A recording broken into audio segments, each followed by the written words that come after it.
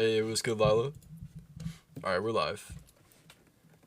We are live.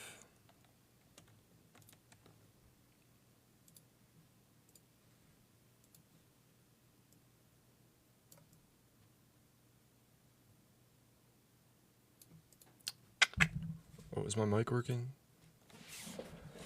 Hey, is this thing on? Yeah, this freaking thing is on. Let's go. Yo, streaming is back as fuck. Stop playing around. You know streaming's back. You know that shit's back, motherfucker. I have some homework. It's on. Yo, fuck that. No, I'm playing. Do your homework. Do your homework. What's good, Noah? How we doing, comrade? How we doing, comrade? How we doing, silly penguin? Okay. We got some juicy headlines today. I saw this and I was like, fucking. I saw this at work. I was like, dude, fuck yeah. Cuba's president says we would die to defend against U.S. invasion. That's pretty based, if you ask me. I mean, that's pretty fucking solid right there. Diaz-Canel stressed the need for dialogue, but said Cuba is prepared to defend itself, which is what we like to fucking hear. I'm confused. Where do you work? Did you move? Yeah, I did move. I'm in Michigan right now. Still up with Jimmy, Mr. Glisson, but we're gonna be moving down farther south in Michigan still. I'm gonna get another job and we're gonna get an apartment. But yeah, I got employed because I'm just the greatest proletariat ever. I mean, what can I say? Republicans say the same about the U.S., but if the U.S. got invaded, but say this is insane. Yeah, exactly. They're like, this is terrorism. This is fucking disgusting. This is like whatever you want to call it. But yeah, like you said, Republican would say the exact same thing. So that's fine. All right. So let's see.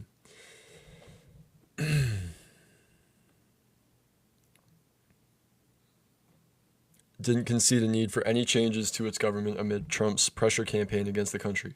So keep in mind, this is what, like month 4 now of like total starvation. Like they've been in a deficit of energy for 4 months, I believe.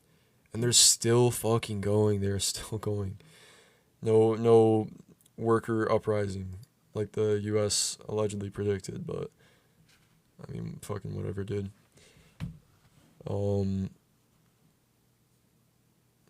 Canell said there's no justification for the U.S. to launch a military aggression against Cuba, of course. An invasion to Cuba would have costs. It would affect the security of Cuba, the United States, and of the region. If that happens, there will be fighting and there will be a struggle, and we will defend ourselves. And if we need to die, we'll die, because as our national anthem says, dying for the homeland is to live. Oh my. The U.S. gets invaded, I'm fighting to the last man. When the U.S. invades a country, evil commies.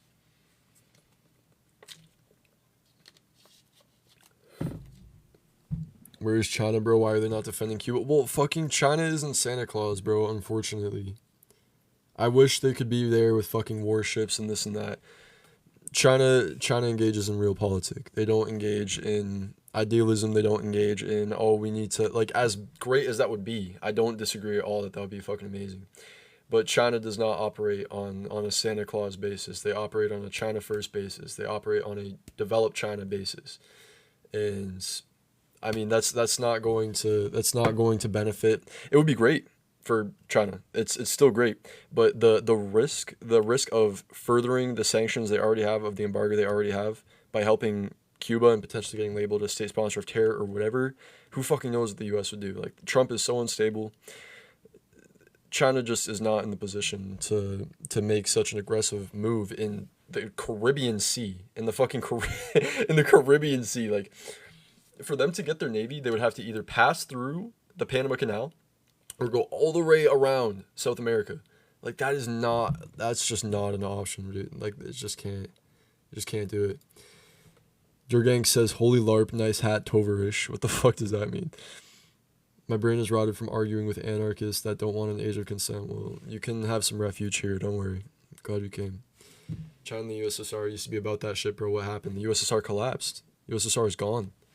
There's no more giant SWAT. Like, China, yes, still a socialist country, but son, like, that's, Again, they are in fucking Asia. What are they gonna do in the Caribbean Sea? Like they don't have. Hey, shout out to Trenton for the heart me. Tovarish's comrade. Okay, okay. I actually never knew that. I've never heard that in all my months of streaming. It's pretty wild shit. Geography is always the answer. Imperial core is in Western Hemisphere. Yes, absolutely. Okay. Chat is a bit hard to read with that page of text behind it. Yeah, apologies. Oh, let me move this up. Yo, shout out Trenton for the GOAT, bro. Holy guacamole, bro. Shout out to you, bro. You gotta know a little Russian if you're gonna hat. Yo, I'm not hat larping, bro. I'm just a communist. I just want to wear a communist hat, like some sort of apparel that makes it known I'm a communist. You want, like, could I get, like, a tattoo on my face? Would that satisfy you? Good old Sal, yes, sir. Only wannabe Russians in this chat, yet can't speak a lick of Russian. Nobody wants to be Russian here, I don't think. Maybe we want the Soviet Union to return, but that doesn't mean we want to be Russian. What's up, bro? Been a bit. Hey, I moved successfully. Chilling with Glisten in the cut. Shout out Sunday for the rose, too. Yo, bro, move your face to the side. How come? Cut my bangs too short. I apologize. That sucks. Want the Soviet Union to return. That's pathetic. Why? On God, I'd rather shit my hands and clap than live in Russia. You wouldn't rather have the Soviet Union under, like, Lenin or even Stalin than Putin, Russia. You wouldn't rather have that? What are your ideologies? Marxist-Leninist. 100% tanky. Nah, I think tanky's honestly, like, cooked as a word. But I'm a Marxist-Leninist. Do it, bro. I just want to know. What do you mean move my head to the side? Like look like this? Or, like, look like this? Or what do you, like, or do this? Like, does that, what do you want? No, I wasn't addressing you, Jacob. I was talking to whoever the fuck was talking about just shitting on the Soviets. Just, like, bandwagoning. Who do you side with, NATO or Putin? Fucking neither. You don't have to take a side in this issue. You don't have to, like, you don't have to be like, oh, we're gonna support this side or that side. I support this war ending right the fuck now. If that comes out to a support of Russia, so fucking be it. This war needs to end. I don't give a fuck if Russia gains land. It's two oligarchic states, one directly allied with the ruling imperialist nations, and one, Russia, not an imperialist nation, not imperialist, by Lenin's definitions, not imperialist, but an oligarchic capitalist state. Nonetheless, we don't, fuck that shit, bro. Fuck that shit. We don't have to sit here and be like, oh, I love Putin. Oh, I love NATO. No, bro, there's a gray area there. You don't have to just, yeah, bro, do you side with trash or garbage, bro? Which one do you, like, it's kind of silly. Do you play Resident Evil 9? That shit dropped? I gotta play that. I'll shit on you, bro. How come, bro? Angel. It's not angelic. Stalin 13? What? When the revolution happens, I'm gonna force feed you Arby's. Everyone's gonna work at Arby's after the revolution. I'll feed you my stinky sweat. Oh my. Yeah, Russia is an imperialist by Lenin's definition. I'm not pro-Russia. I'm not. It's just true. Russian companies don't control foreign affairs. They don't control or divide up any nations. Like, they aren't redrawing borders anywhere. They're not imperialist.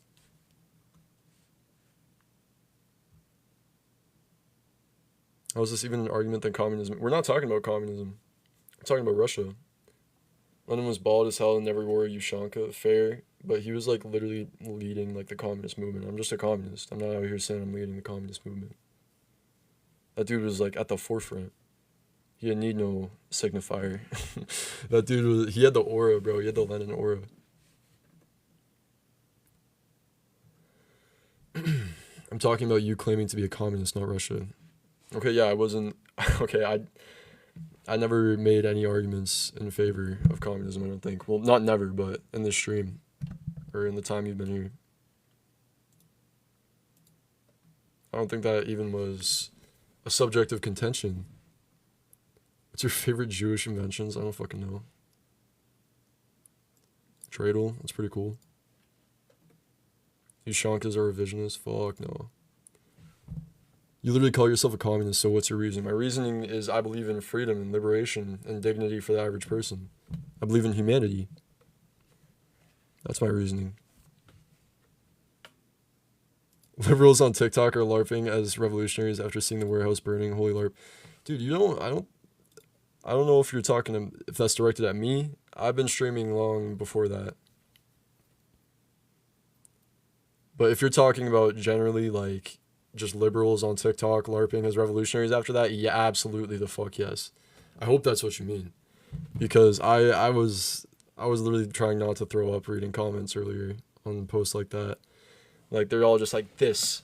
Now this is revolution. But those, like, just with, like, the millennial ass, like, the emojis and shit, and it's just like, yeah. But what do you, like, do you know what you're talking about, though? Do you know what you're saying? Like, I don't think they do. I think they just think that just burning down and protesting enough. Because, also in the comments, they're talking about, yeah, pay us a living wage. Like, bro, way to just, like, kill the steam. Way to just, like, actually shit on yourself. Shout out Durgank for the follow. Why is there a Mossad agent in this live now? Who? What are your top 3 favorite leaders? Lenin, Stalin. Oof. Dude, my number 3 switches out, honestly. Like, I learned a lot of history, like, just tidbits here and there, and, like, what I learned, like, just tends to shake this, but, no, Fidel is great. Fidel has been in the top 3. Could you have done better than Stalin? Do you think you could have done better than Stalin? Fidel's great.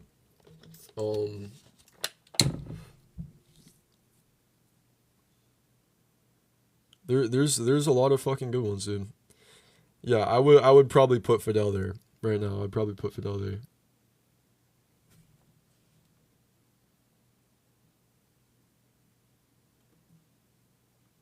Should American communists wear baseball cap? Wear whatever the fuck you want. Yeah, what Jacob said. In general, the videos are hilarious. They don't know anything. Yeah, for sure. The warehouse fire is adventurism. I mean, yeah. Yeah.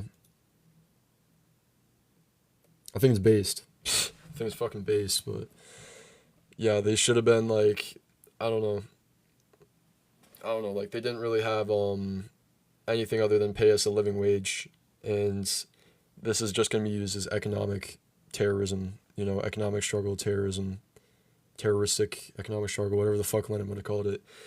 But this isn't gonna go past economic demands. No political demands are gonna be forwarded. No worker power. No councils, nothing. It's going to be, give us a livable wage or we're going to burn your fucking warehouses down. They love that shit.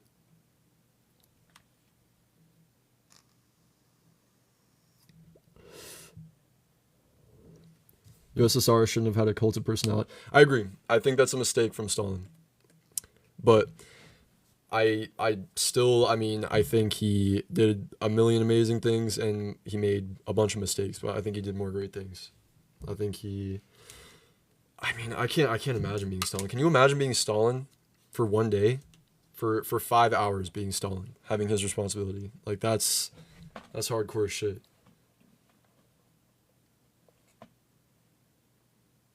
Why are you glorifying communism in the Soviet Union, yet I don't see any valid reason? Well, what came before the Soviet Union? The Russian Empire. Do you support the Russian Empire? Like, probably not, right? That's an imperialist fucking power that relegated a peasant class to serfdom and made them live in shacks in the middle of Siberia with their entire family, and they have a single room shared between strangers. That's not like a dignified life. And the Soviet Union came in and brought about electricity to these areas that were primitive, that were rural. They brought roads, they brought trains, they brought jobs, employment to people who had mainly, most of these societies too, same with China, most people were self-employed as farmers. They were making subsistence living, like they were just getting by, they were just scraping by, and like usually impoverished conditions, just farming for subsistence food. And what does Lenin bring in to the situation? What does Mao bring into the situation? They bring modernity, they bring human dignity, and they bring strength to a battered peoples. They bring the workers who have long since given up on any sort of hope. They come in where it is worse, where it is absolutely. I mean, consider England and China and Russia. Of course, Marx thought we're going to have the revolutions in the capitalist world, but what he didn't count on was things like the labor aristocracy, social welfare, things that can dissuade the working class, give them a little bit of an extra chunk in the system, and make them think, oh, we don't need to revolt. We can just continue pushing for this reform. But what the working class often can't see long term, because they're so focused on their immediate material needs, is that these reforms can be rolled back. All these democratic societies can roll back these pro-worker reforms quite easily, because again, liberalism, conservatism is a dictatorship of the bourgeoisie. Us communists would like to see something in America, something in everywhere in the West, in every country, like what was established in the Soviet Union, in the Soviet Union and in China, which was a dictatorship of the proletariat. It was the working class having their political power exceed that of capitalist power. It had capital subservient to the vanguard party, which managed it and punished it when it stepped out of line. And sure, they had things like the NEP and China's current marketization policies, because they have been just constantly, consistently barraged. But I mean, at this point, China's just LARPing as fucking capitalists, dude. Like the Communist Party is in fucking power. They are in charge. They execute or disappear billionaires at a moment's notice. Okay, they are, again, to loop back to what we were talking about earlier, they're China first.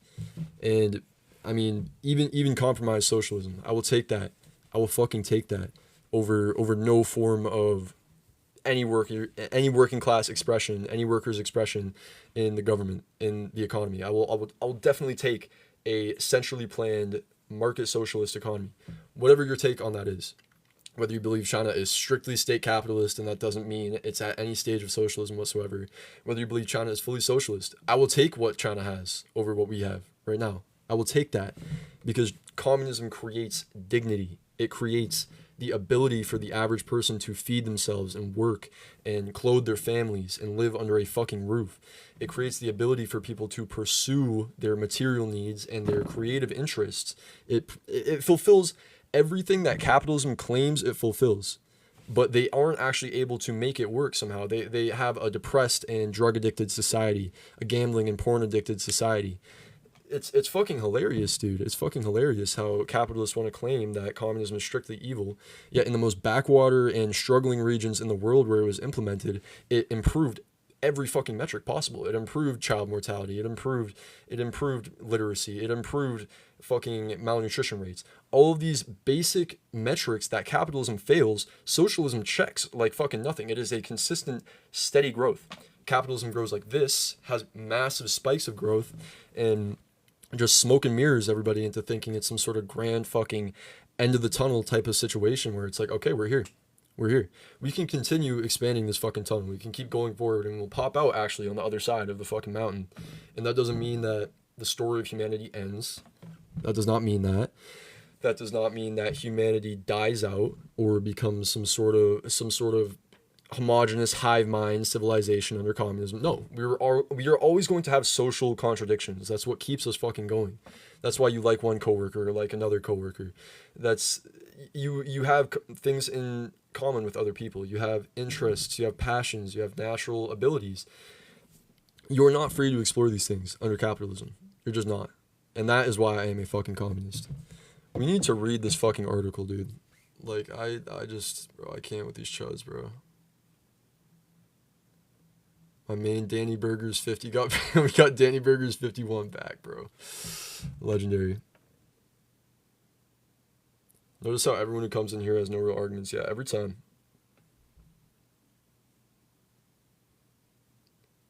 What would you say about Stalin death marching his people to Siberia? What the fuck what are you talking about? Okay, before making that decision, which is so rational, there is a logic that is the logic of dialogue, to engage in discussions, to debate and try to reach agreements that would move us away from confrontation. Diaz-Canel asked whether he was willing to commit to responding to key demands, including releasing political prisoners, scheduling elections, and recognizing unions and a free press. He said, "Nobody has made those demands to us, and we have established that in respect to our political system or constitutional order, these are issues that are not under negotiations with the United States." adding that those issues are extensively manipulated. You're on a capitalist device, in a capitalist house with capitalist air, breathing under capitalist skin, with looking at things with capitalist eyes. Yeah, yeah, I was born in America, bro. I would have been born in China if I could have chose. I couldn't. I'm still a communist. Apparently that means less to you. Like, does it mean less to you that I'm a capitalist or in a capitalist society as a communist than if I were a communist in a communist society? You would just call me brainwashed if I was a communist in a communist society, like you say about every Chinese person, every Russian person, every Eastern European that says the communist bloc was actually a good thing. You say they're all brainwashed. So the fact that I'm a communist in a capitalist nation, that all of a sudden just removes any sort of legitimacy. Like, there is no legitimacy to be gained with you. It's a zero sum. Like, you can't win with you motherfuckers. Like, it's Schrodinger's communist. They're either brainwashed or they're just not educated.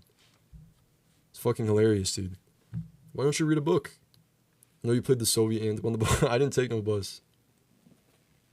There's no ethical breathing under capitalism, exactly. I rode my fucking bike to school, boy. And that shit got took because we're in a capitalist society. Shout out Healt for the follow.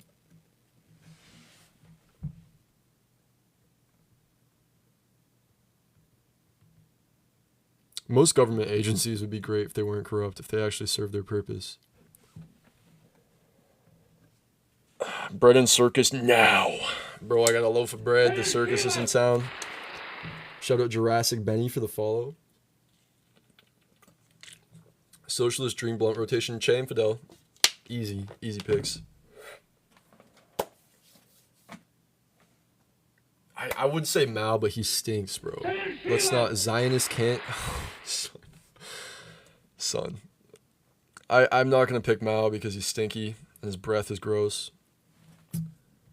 Dude, just Che and Fidel, honestly. I think everybody else wouldn't know they wouldn't know how to hang. Those two motherfuckers can smoke. I wish I could hang out with Fidel for one day. I'd do anything. What's up, Globoid TV? Oh, bro, I'm fucking like a little shaky. It's a little chilly down here, bro. All I gotta say is the Holodomor 1932 to 1933. Yeah, it was a famine. It happens. But they were cyclical in that region, and the Soviet Union ended them permanently. Same with China. Harassment and bullying. Oh my god. Every fucking stream, bro, I get like just what, bro? What was I saying, bro? Like, I hate it, dude. I hate it. Every time, dude. Okay, let me look through my viewers for Nazis. Oh, we do have some Nazis watching. Oh my god, dude. They love, mass reporting. They love it. They get boners to it. You say you're a communist, but you don't look like you're starving. Epic one-liner, dude. That was so Marvel. That could literally be in the next Avengers, dude. They should add that. They should have, like, Captain America say that when they, like, beat up the evil communist Soviet villain. That would be awesome. Also, the Gulag system. I mean, bro, we have more people in prison right now than China does. Like, we are not, and the Soviet Union, specifically the Gulag system, 18 million people went through it ever. In all of the entire time. There were 176 million people in the Soviet Union. So that's a smaller portion than US citizens who have been to jail or in prison. And the max sentence in a gulag was 10 years. All right? Like, it really, like, okay. Would I like to go to a fucking gulag? Hell no. Do I think a gulag is necessary nowadays? No. But y'all can demonize this shit as much as you want and try to act like it totally discredits the entire socialist movement because gulags existed.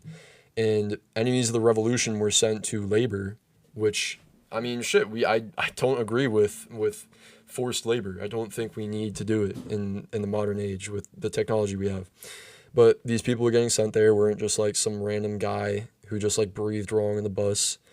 People getting sent to the gulags were they had committed sexual offenses. They had mostly committed political offenses, some sort of coordination with the West, or some sort of counter-revolutionary propaganda they were posting around, or activity they were engaging in. There were a lot of these people. Like, you got to keep in mind that this was the 30s to the 60s.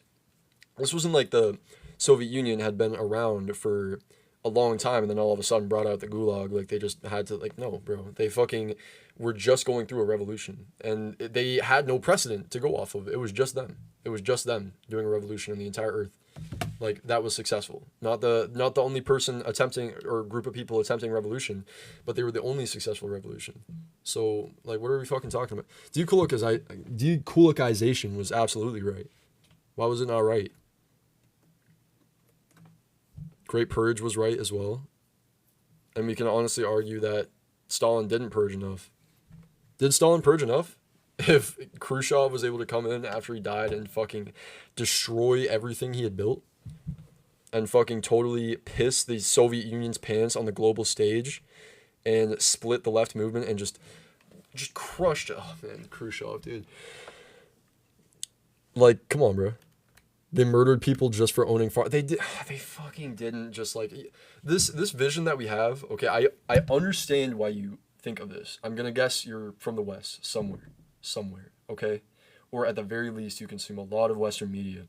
But we have this witch trial image of communists. We have this image that they were just going into towns and arbitrarily stringing people up and murdering people with no cause. This is not true. Agricultural collectivization required dekulakization, because the kulaks were private individuals who were compromising the grain supply. You have to understand, the Soviet grain supply was not secure. It was not secure. They had to develop their industry, and they could not do that without feeding the workers. And the workers were not getting the food that they needed, because the kulaks were still lording over the amount of grain that they grew and hoarding it for profits, creating artificial scarcities. And this is completely the antithesis of a socialist project. They had to have their property seized, and of course their property was seized, but in this process they would do things such as kill their cattle en masse, destroy their grain stockpiles, literally just destroy things out of selfish non-necessity. They did it strictly because if I can't have it, no one can. And they cost people their lives. They cost people food out of their mouths. They burned it because, oh, if I can't have it, nobody can.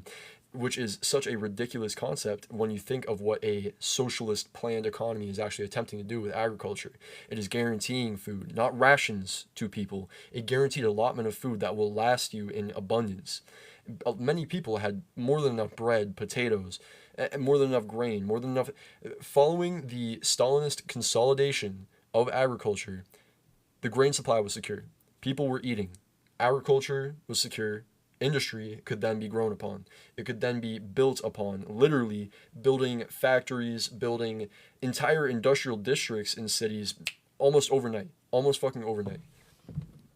Like, I hate this fucking notion, dude. It's fucking ridiculous that, you know, we can't possibly expect to do anything to the landowning class. We can't possibly expect to do anything or make anybody face any sort of consequence for hoarding material that is socially required. Like, that absolutely is a punishable offense. And we aren't saying by death. But a lot of times these people would be, I mean, who fucking knows the entire context of every death that happened to the kulaks back in the fucking 1930s. I bet you many locals were doing extrajudicial killings out of injustice, out of sheer disgust for what these people were doing. I bet you.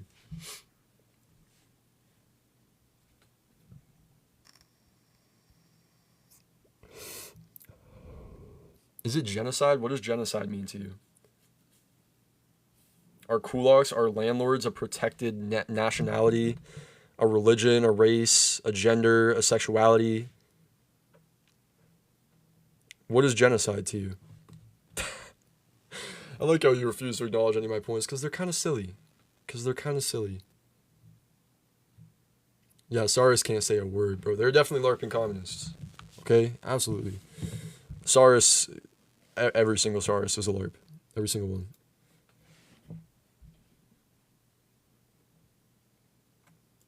No, our argument is one of logic. That's not a genocide, logically. Russian Saurus, I'm not LARPing. I just created that account like 2 seconds ago. Oh my god. Taking sides leads to mistakes. We are herd animals by nature. It's a humanity issue. I agree. I agree it's a humanity issue. We are not herd animals, though. What do humans do, bro? We fucking innovate since the jump. We make fucking fire out of nothing. We make Bluetooth out of stone and sand. What the fuck do you mean we're herd animals like sheep? Fuck no, we're not. Don't ever let yourself be defeated by the capitalists like that. Don't ever let the bourgeois mind fuck you like that and totally cuck your agency. Don't ever let them do that shit. Ever. Humans cook, always have cooked. In any situation, will cook. You put a human being on a fucking desert island, on an abandoned island with no hope of survival. They will fucking get straight to hunting fish. They will get straight to constructing shelter. Most people. Most fucking people.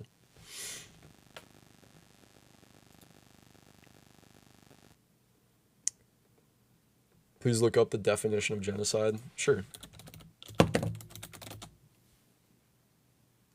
Of a national, ethnic, racial, or religious group.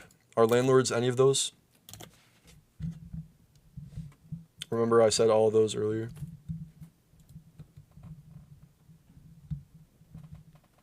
How do you say we aren't herd animals, then don't let the West control you like contradict? How is that contradictory?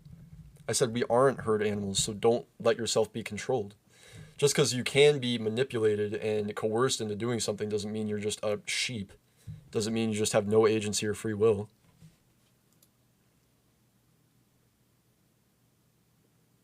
Yeah, they were agrarian bourgeois.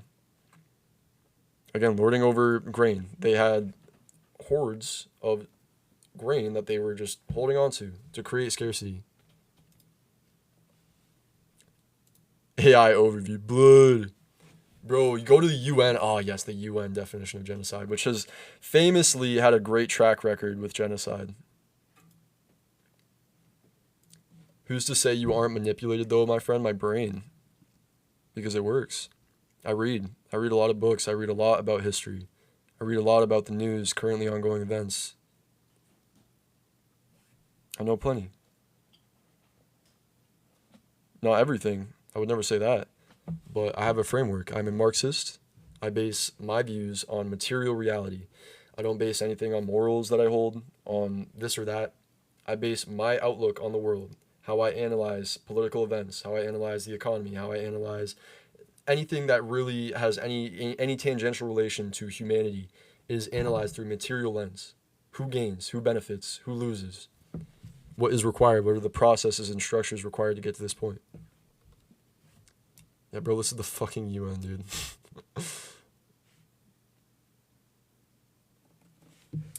Man, we have not gotten through this article whatsoever. Like, just we're never getting through this shit, bro.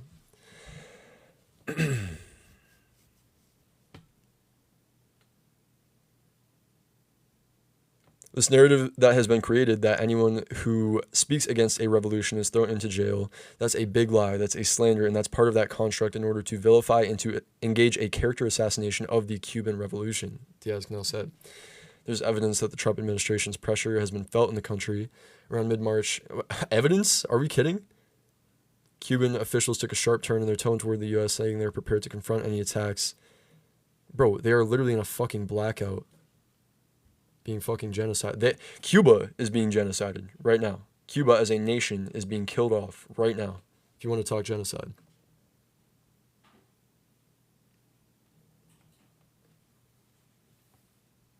Same with the North Korean people, but you don't want to talk about that. Yeah, people want to say communism failed, but I mean, bro, you let it just grow unopposed. That's exactly what they're terrified of because they know it can't. They know it's too durable.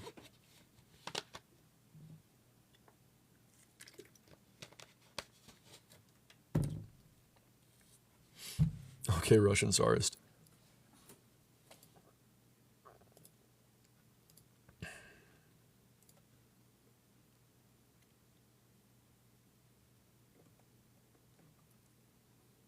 Said last month when asked about Cuba, there may be a friendly takeover or not a friendly takeover. Holy fucking shit. Cuba is a failing nation whose rulers have had a major setback with the loss of support from Venezuela. Yeah, y'all fucking know all about that, bro. Y'all know well about that.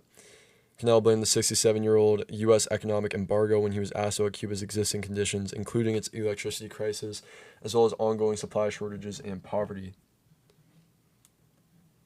UN low key be good, but it like turned into an overreach of U.S. imperialism. Well, the UN like is America's like puppet, like not in every sense of the word, but they are. Okay, maybe we don't have to say America's puppet, but it is capital's puppet. It's a front organization for capital to exert their influence with legitimate institutions that have studies funded by the UN and humanitarian missions and this and that. We help people with the fucking endless hordes of fucking wealth that we have. We give a little tiny trickle of it, a little fleck, to the poor and the starving of the nations that we have caused these conditions in. It's kind of funny if you think about it. It's kind of sick work.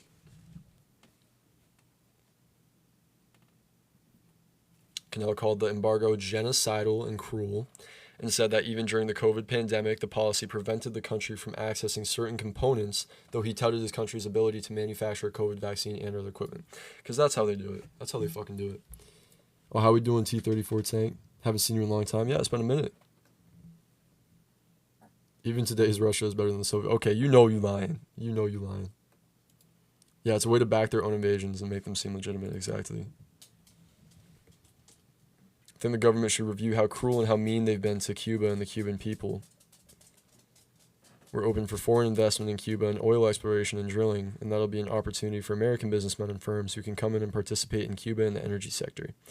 It is against U.S. law for Americans to invest in Cuba's oil sector, but the Treasury Department's Office of Foreign Assets Control can issue a license allowing an American company to do so.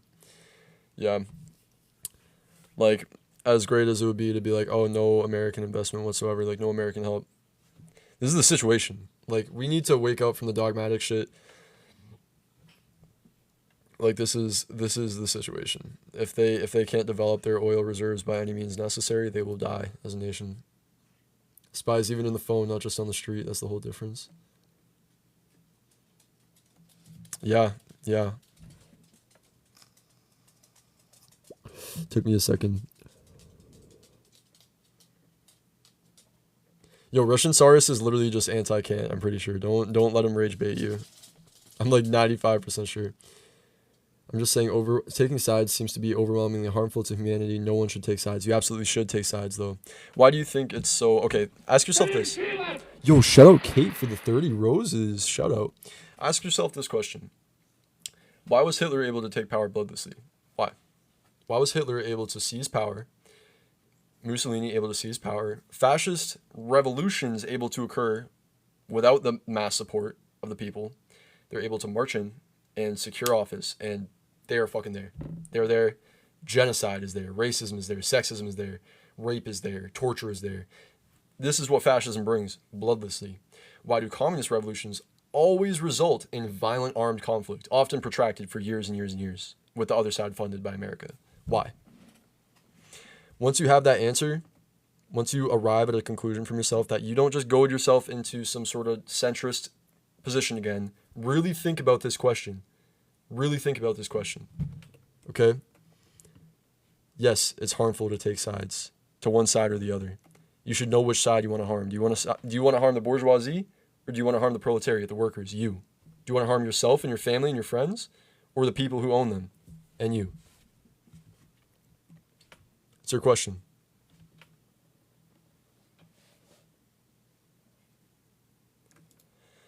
Yeah, I agree, Healed, but a lot of people don't take sides because they don't know how or why they should take sides, which is sad. And it's up to us. It is our responsibility to make that clear, to make the lines clear, and to explain it, to be explanatory, to not try to get aura hype moments, to not try to come out raving like a fucking, like, you know, it could be cool to have your Lennon moment with some random fucking stranger on the street, but just talk like a normal fucking person, and I guarantee you the person will agree. I guarantee you they'll hear you out. Shout out Lex Dolce for the follow.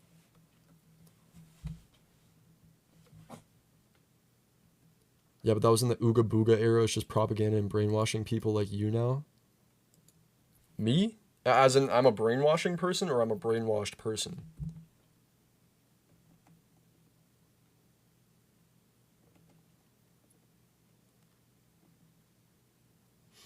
Yeah, no, fascism is still very alive and well. And it could seize power at any moment. Can't watch the stream. We're looking at, well, we were talking about Cuba, but I've pretty much just been reading chat. We've gotten, like, barely anyway through this fucking article. We're 40 minutes deep, just straight.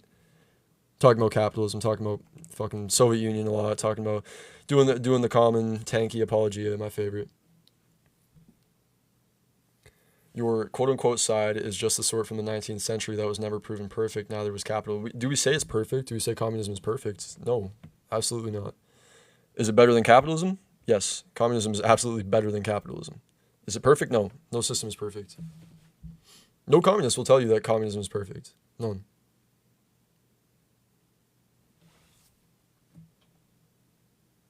Capitalism is older than that too. So I'm not sure why saying 19th century as if that delegitimizes it. It has more historical precedent. Would you take it more seriously if it was created an hour ago? If the movement was in its infancy? Historically, it is better though. It absolutely is better. I encourage you to look at the Soviet census. Look at in every communist country. Look at North Korea's statistics. Look at their malnutrition rates recently. Look at now. Look at how they're doing now. Not in the 1990s when Soviet Union collapsed and they had no fucking trade. Not even in the 80s or the 70s when they were actually outperforming South Korea in terms of GDP. Look at them now. Look at their literacy rate. Look at their child education. Look at their healthcare. Look at their malnutrition rates. Look. Just take a gander. Just take a look. Capitalism is secretly dark. Communism is openly dark. How is it openly dark?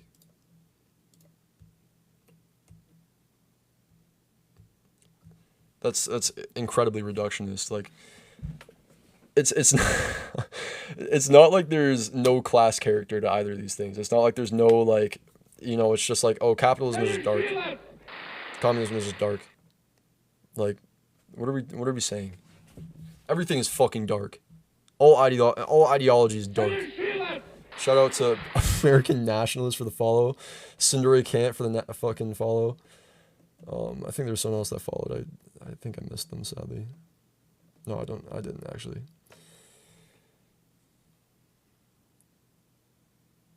In a perfect world, I prefer distribution, but communism is the most viable. Yeah. Call yourself communist. I mean, shit. Why does the community dislike Pol Pot? He wasn't a communist. Shout out Angels for the follow. New anti-Cantt account. Yeah, it's like number 6 million. As soon as I can't do the profile picture. Oh my god, nephew. Go to one of Slavic country and watch what Red did. I see this comment every day. I see this comment every single day.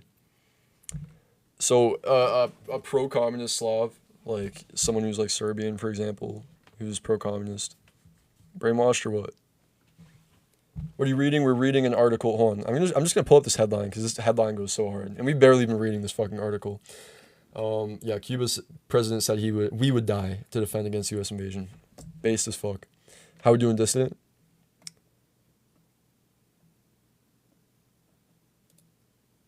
Post-punk touch me. Oh my god. I like how this motherfucker actually has followers too. Oh my god. Yeah, the West can't hide their corruption for shit. But China, I mean, look at what China's doing right now. They're fucking going hard against corruption. Are they not? Like, they're fucking going crazy on that shit. You have a new Discord? You should join back up, comrade. Let me make sure these invites are actually good. Yeah, they are good.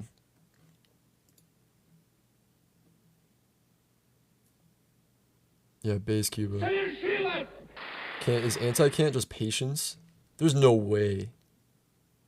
There's no way. Dude, that would be actually the most crazy plot twist ever. I am racist. What the fuck is this account, bro? Linky Dinky. Normally I wouldn't. I would ask a mod to do it, but I got you. I got you, dissident.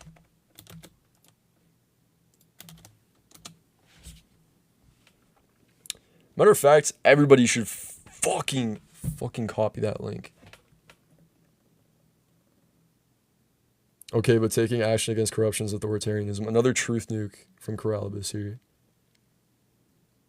Who cares? Bibi Yahoo has his own plans for the West, apparently. Netanyahu is the West. Netanyahu is the leader of the United States of Israel. Netanyahu is Trump's suck toy. Same with Trump. Trump is Netanyahu's suck toy. It goes both ways. It goes fucking both ways. We need to abolish this line of thinking of Israel being some sort of independent actor. Stop. Enough. Or the guy who was playing Hoi 4? Probably. Israel is an arm of the U.S. empire. Exactly. Netanyahu is the fucking West. He is no more than just a pale Zionist facade over Western interests that are so see-through. Shout out, I love... Yo, bro, what the actual fucking shit, bro, are these fucking creatures in my chat? I'm actually shook here. We got actually straight, like, monsters in chat, bro. We got genuinely, like... We got the Sinister Six in chat, bro. I need to go through... Who is watching my stream, bro? I need to purge some people, bro.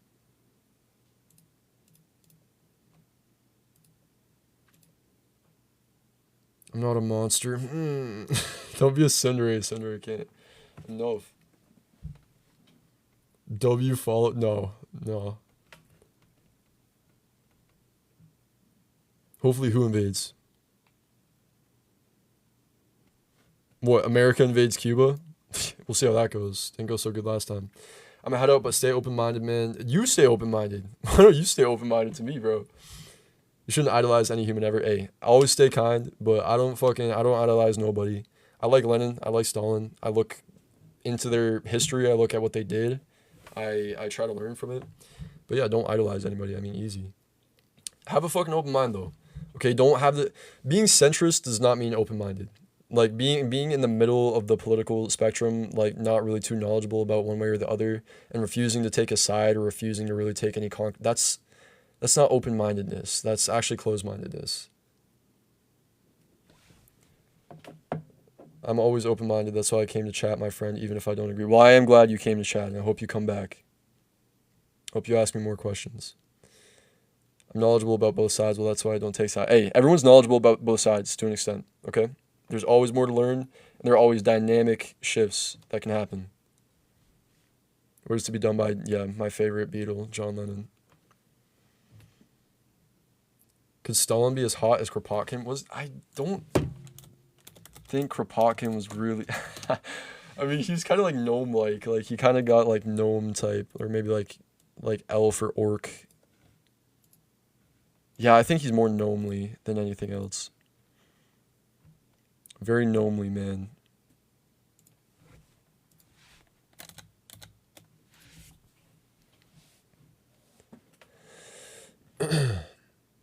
Principles of Communism is a great place to start. That's an amazing place to start. I honestly recommend that before the Communist Manifesto.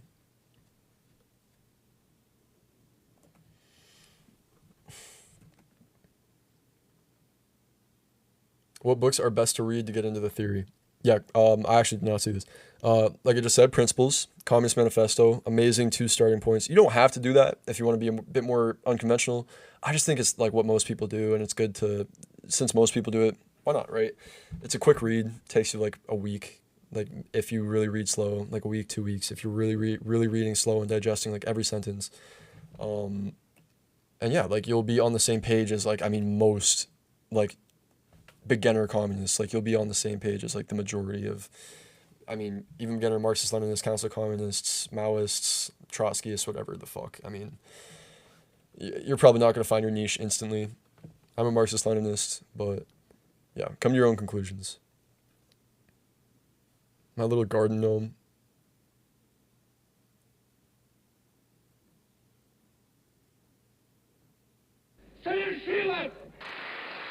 Can't... What the fuck is going on today, dude? This can't be anti-Cantt. This can't be. This is too dark for anti-Cantt. This is way too Pax Britannica Cantt. Is this fucking Jacob? Let's go working class proletariats. Yeah, this is too dark for anti-Cantt. This is too like anti-Cantt's usually pretty funny with it. Yeah, I know that's not you. I know that's not you. This is too sick and too like this is too sick and too degenerate and too like gooner brained and too perverted and too like just creepy and weird to be funny. Like it's just like I'm laughing because it's like what do you want me to do? Do you want me to just damn it's windy as fuck. Oof. What are these names? That's what I'm saying.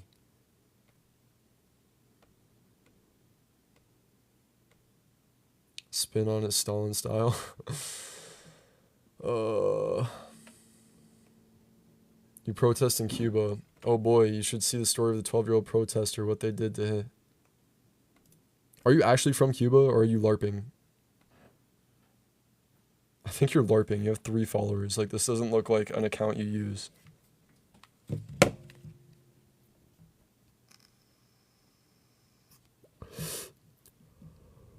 Okay. Assuming you're actually from Cuba. Assuming you're not LARPing. What are your contentions with Cuba?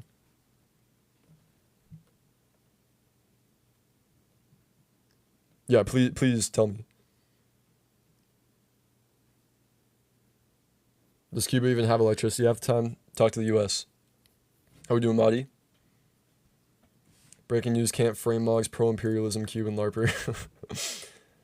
Hello, I'm Pax Britannica Cantt. Hi, Pax Britannica Cantt. How we doing? Maybe someday, bro. When they update, bro, tell them to update. Why don't you hit up the fucking mods? Tell them. Tell them why they gotta update. Okay. Are we gonna... You know what? Let's pull up another article while we wait for our Cuban comrade in the chat. So, in the Discord... We're calling this all sorts of wars we're looking at. There's just apparently it's hard to read. Cuba has a corrupted communist socialism. There aren't any human rights nor freedom of speech. And from there. Okay. Why do you think it is that Cuba, allegedly your nation, has been struggling like this? Why do you think they've been struggling to achieve socialism and to achieve sufficient, freedom of speech or whatever, like the liberal freedoms that the West enjoys en masse, why they can enjoy these rights so comfortably, but why Cuba is struggling, why Cuba is unable to, why their regime is struggling to provide fully, why they're struggling to develop in every manner in which they should be, in which they want to.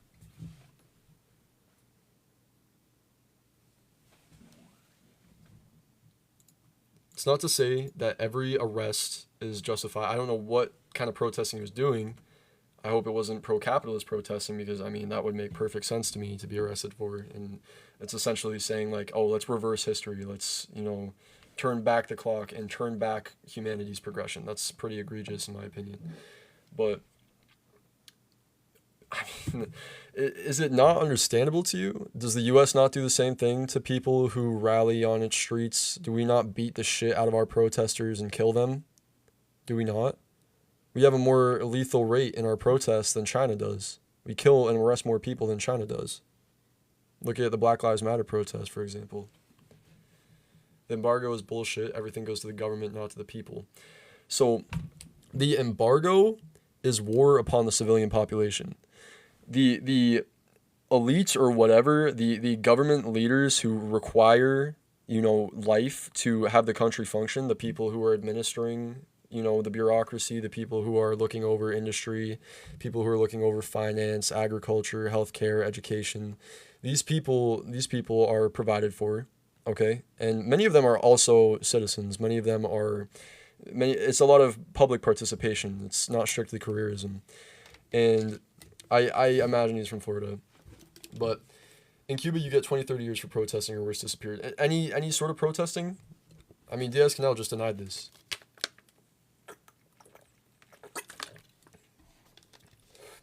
But when Cuba does it, it's bad, yes. The president isn't the leader. He's a puppet. Raul Castro is the leader. Well, I mean, Raul Castro is a very knowledgeable communist. He was the leader of the country. But what happens when Raul dies? There's a reason that Diaz-Canel was past the presidency.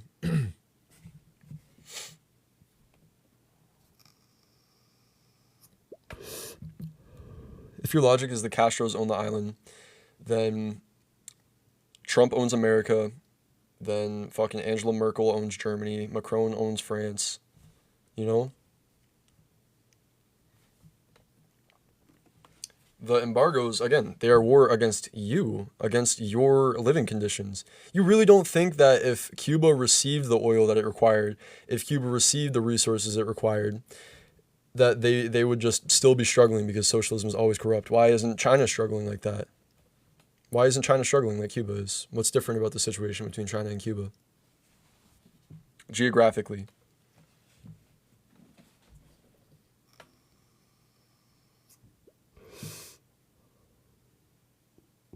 Hi, Kerr.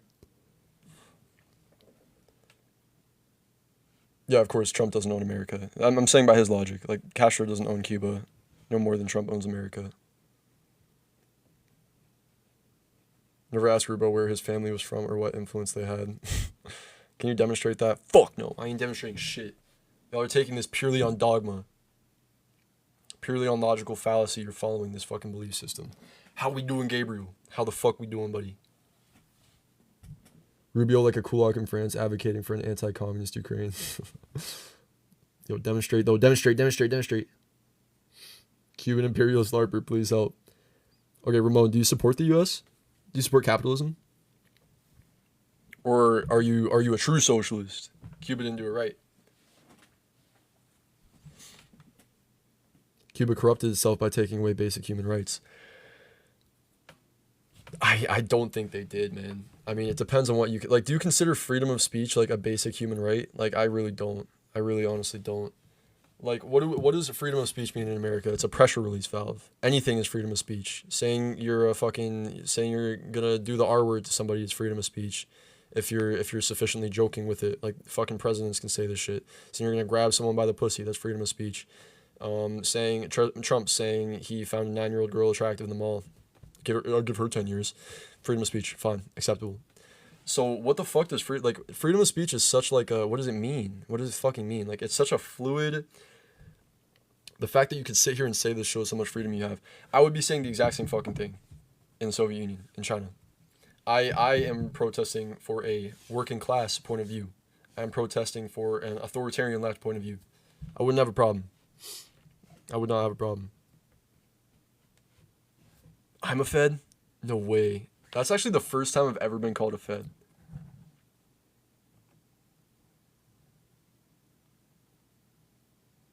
But when a man says he wants to sabotage industrial machinery, it's eco-terrorism. Yeah, freedom of speech in capitalist society means nothing. And the only true freedom of speech we can assume is under communism, under a dissolved government, under a government run directly by the people, where people administer their own localities and there's no overarching... Again, this would have to assume that there's no external enemies. But, I mean, yeah, we can enjoy the Western freedoms. We can enjoy the free speech, the porn, the gambling, the drug use, and indulgence. What does it mean? What does it mean? What does it accomplish? All of it is to dumb you down. This is coming from someone... I smoke weed every day. And I honestly feel fucking bad for it, but I just feel like, it's something that I grew up with. It's something that I fucking grew up with, because I was plenty fucking sad growing up here. I was plenty looking for escapism and plenty... Everyone has problems no matter where the fuck they're from, and I'm not going to say that I'm not privileged at all, being from America. Of fucking course I'm privileged. So I try to do my best with the privilege that I've had to make it fair for other people who haven't had access to that privilege, to make heard the issues with this current system that impacts the systems of other people who are being deprived of even more privilege than the least privileged person in America. The whole issue of Western indulgence and Western benefits is that it doesn't give you anything. It doesn't give you anything materially.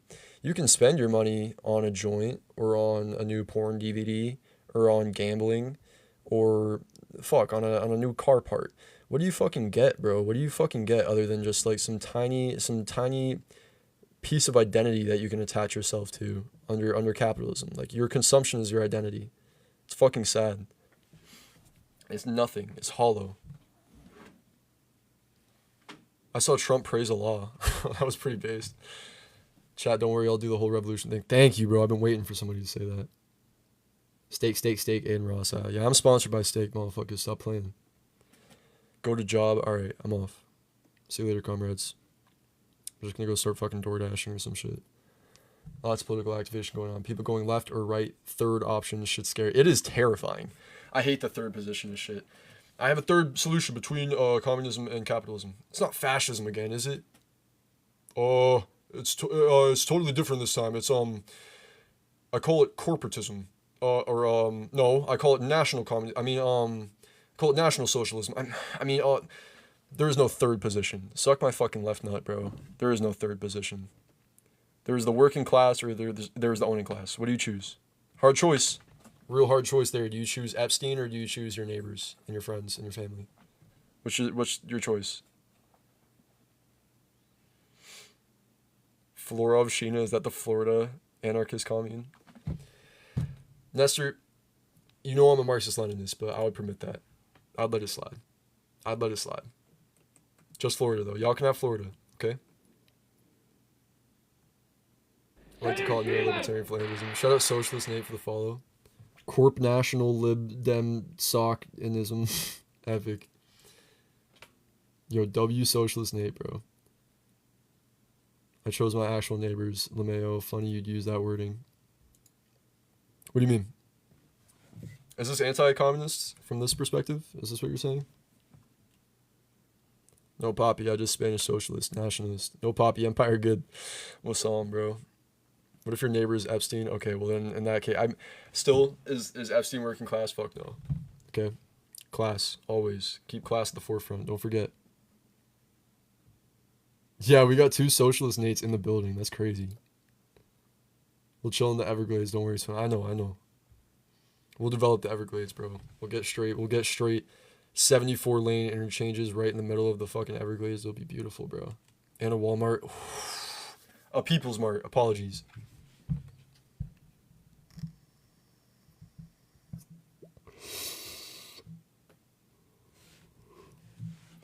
Yo, we've been getting some followers. I'm gonna hit the Penji. Out of respect for all the people who followed tonight.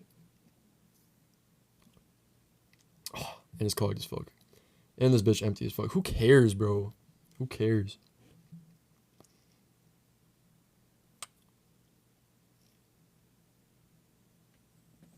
Bro, I'm genuinely slopping this shit. I can't even pop it. Yo, I mean, I'm sure plenty of y'all been there, bro. Y'all have been there. We have all been there. We.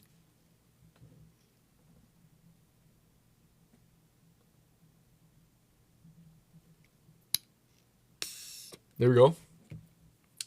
Smoking on the Bufred Shambhala cart. You fucking know it. From the pen of hopes and dreams.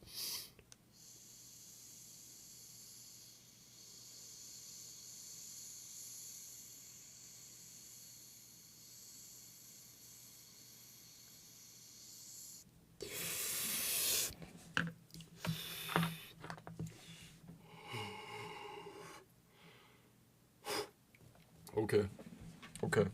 Now we can have proper political discussion. Yo, my new third position party is called literally an ideology that can't even possibly work. I'm in. I'm fucking down, bro. Do you have nationalism? I'm in.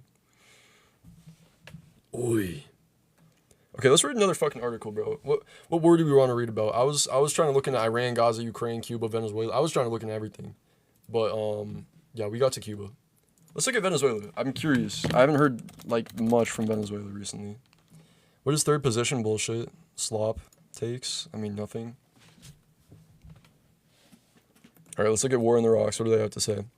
The limit of Trump's regime capture strategy from Venezuela to Cuba. I love this Che art piece. I love it so much. Don't y'all just love that? Isn't that so good? But communism, no culture ever. No swag ever. And no place in the world working gets you to where you're financially free. I mean, like, low-key China's accomplishing that, funny enough. But I would agree. I mean, like, no place guaranteed. But Ramon, wouldn't you agree that communism is required for that? Like, to actually be able to work and live freely. Like, wouldn't you rather work, say, either every day or maybe like 5 or 6 days out of the week for an hour a day? Because everyone's doing that, and everyone's doing some sort of different labor, and you can work as long or as short as you'd like, but like at least an hour. Think of researchers. All the time they could have, all the resources they could have to pursue what they want. Because again, people are gonna assume, right? People are gonna be like, oh, or fucking well, why would you ever work under like communism if you can only have to work an hour? Why do people become doctors and why do people become scientists? Do they just do it because of the money? Is that what anybody only does things because of, is money? Like, fuck the fuck no, bro. We need a system where people are able to access all their means that they require and able to pursue their interests and their hobbies. And I guarantee you will see a lot more cultural innovations as well as scientific innovations. We don't just need to go to fucking space and build rocket ships and build trains and build bullet trains and fucking mass domes of agriculture and biocultures and fucking find solutions to every disease. We can do all these amazing things while also innovating our culture, because everyone will have access to the goods, to the services, and everyone will be able to partake equally. So the culture that sucks, the people that are shitty people or aren't funny or whatever, like the slop you get pushed on fucking TV, that's kind of going to get fucking shit on. That's kind of cooked, because you have such a wider marketplace of ideas, a such heavier degree of competition that capitalism claims to offer but fails to actually ever come anywhere close to providing. You're just broke. You spelled "you're" wrong, dude. LOL. Your whole argument is just collapsed. Are you younger than me? I'm 28. Nah, I'm 20. Damn, you're pushing 100, isn't it? Nah, I'm playing. You're pushing 2 million. Nah, I'm playing. Nah, I'm playing.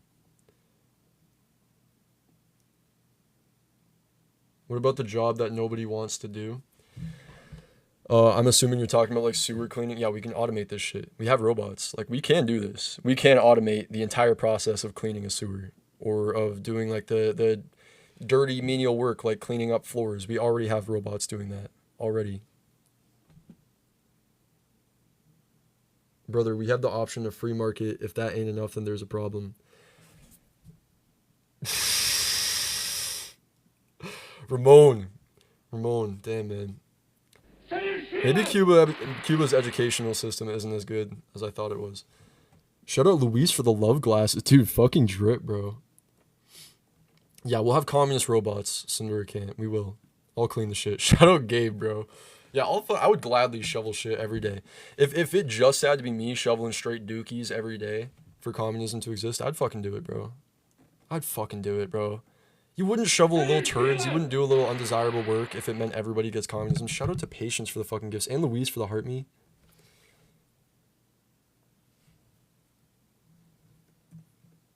Workers should own the profit they create. Fucking exactly, dissident. Like, think about like fast food workers. Like, they can't even make like food for themselves. They can't even like take a little of the ingredients that they work all day and like make something for themselves. That's stealing. You have to get it comped, dude. That's your. Did you register your free meal today? Did you put that all correctly in the cash register? Okay, do our corporate overlords know how much you fucking took from the trough? Fucking sad, bro. Is that dignified to you?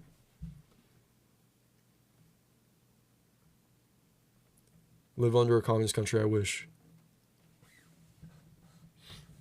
We have no communist society. A communist country, I'll take in your term as, how I take it, a communist party leading to establish communism. Yeah, I mean, you give most of your earnings to the government, and what do you receive? You receive guaranteed housing, you receive food, you receive transport, you receive all the things that your money in capitalism mostly goes towards, dude. Most of my fucking money, I fucking pay most of the money I make from work on rent and my car and food. These are all like, buddy, most of my money goes to this, like 85, 90%, like what you're paying. I don't think people fucking understand this, and I have like a little bit left over, but it's like not even enough, because like if I spend like too much, like I'm fucking literally cucked, like I'm literally fucked. Like I'm literally like I'm gonna have to eat like straight like struggle meals, like straight like hot dogs with like butter sticks in them, bro. Like, this is the average for a lot of fucking Americans too. A lot of wage laborers just working day to day. Are democracy and communism contradictory? No, they're together. They're one.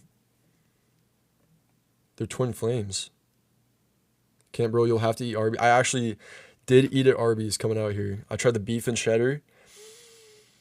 That shit was fire. That shit was fire. That shit was fire, bro. I would eat that again, bro. I would eat that again. I'm gonna get a meat mountain for fucking 1,500 followers. I'm gonna get a fucking meat mountain and just pull up on here and eat that whole motherfucker right in front of y'all. Purge our chairman. Dog, I work at Arby's W Pro, bro. I made a meat mountain today. That's like actually just insane. There's no sauce either. There's like 2 slices of cheese. There's like 2 slices of fucking cheese, bro. Nobody's voting for communism. Objectively not true. Objectively true that communism can't be voted in, but objectively not true that people don't vote communists. They don't vote communist parties. That's just not true. Look at my chairman, dog. We never getting an Arby's. Yeah, we're unfortunately in the United Socialist States of America. We will not be funding any Arby's. We will not be putting our resources into creating more Arby's locations. And in fact, we'll be closing some down to make communal cafes and eventually convert all Arby's into communal cafes. So yeah, that is the sad truth. But it happens. You know, you'll still be able to get what the fuck you want. There will still be buns and fucking meats in the communal cafes. You can just ask for a fucking meat mountain. Except this time it'll be actually better quality chicken that isn't like dog shit and like fucking frozen for like 600 years. When a sub-5 chub would low-key rather fight and die for Israel than a job in communism. That's what I'm saying. They would rather waste their lives and get blown to pieces in like Iran or some shit than like work as like a janitor like for an hour a week and then like work at a cafe for another hour and then like work like do like maybe menial work under socialism or communism. Like, it's hilarious. How we doing, Cliff? Man invents scenario and then gets mad over it. Yeah. How can communism work if the reason 90% of what you want it is because you can't be bothered to work? That is not true. That's a very much a straw man argument. What communist says when they're advocating for communism, I don't want to work. I've never heard that, actually. I've literally never heard a communist argue in favor of socialism or communism, even in favor of socialism, because I don't want to work. We should be dignified in what work we do. We don't want to abolish labor. We want to abolish value, price, and profit. We want to abolish capital. We don't want to abolish the working class. We want to proletarianize everybody and dissolve class. Well, we do want to abolish the working class, but we want to empower the working class beforehand. We don't want to work against them. We this is not our intention whatsoever. So, yeah, absolutely not. These people are frying me, yeah. AI will force communism? Nah, there needs to be a revolution. Well, decentralized government is communism. In fact, no government is communism. Wouldn't you prefer that? No government in the way we think of it. No state at the very minimum. Like, government as in we all, like, everyone partakes. Everyone knows how to partake as well. Everyone's literate. Everyone's politically educated. Everyone's gone to higher education. People are competent. Like, they know what the fuck they're doing. Not to say that, like, everybody's going to be, like, on an exact equal level of intelligence or a hive mind, again. But people are... We put people in these boxes of, like, oh, I know this coworker, he's dumb as shit. That guy could never do anything right. Or I know my family member, he's dumb as shit. People can be educated. People can learn things. And the conceptions that we have of personality under capitalism are not the same as they would be under communism. People evolve and shift much more dynamically than just the media they consume and just like how well they perform in a capitalist for-profit educational system. We got to make people literate and smart first, high key. That's why every fucking communist movement in any country, bro, instantly literacy programs, instantly. If communists were afraid of freedom and if they were afraid of an educated populace and they wanted all people to be sheep, why do they teach them how to read? Why do they empower them? Opinion on DPRK, deeply flawed. I'm never going to, like, fully dick suck North Korea. I see too many people doing this. I think they're overcompensating. I think they're just new and they want to be based. I think it is based to support North Korea, absolutely.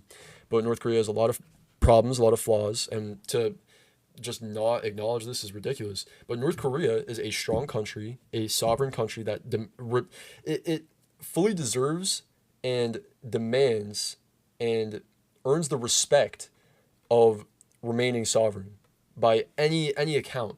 North Korea has been through the fucking ringer time and time again and shows the efficacy of a planned economy. You got the #1 DPRK Glazer in here. I don't think you should disagree with what I'm saying. I'm not shitting on North Korea. I'm not. I am not shitting on. I support critically North Korea. Okay. I have a fucking bro. Stop playing. Like, bro. Like, we fuck with a little Kim over here, bro. All I'm saying. Yeah, their nuclear program is so justified. Exactly. Like, they deserve their independence. They deserve to not be embargoed and to be allowed to develop however they should, however that looks. It is not America and the West's right to come in and tell North Koreans how to run their fucking country or what kind of future they deserve or are entitled to. That is North Korea's right. That is not America. That is not France, Germany, the West's right. That's not Japan's right, Taiwan's right, South Korea's right. Not at all. I'd rather live in Cuba than the USA. I mean, shit, I don't know about that. That's not great there right now. But I mean, I would love to see Cuba be unembargoed at the very fucking like at the bare minimum.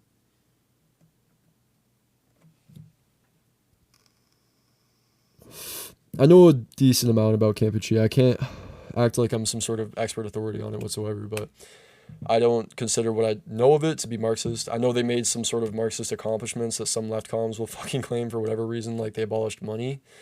They also fucking executed people, like, literally by genocide of, like, just arbitrary purpose. Like, just taking people's lives because they were fucking glasses. Like, just anti-intellectual,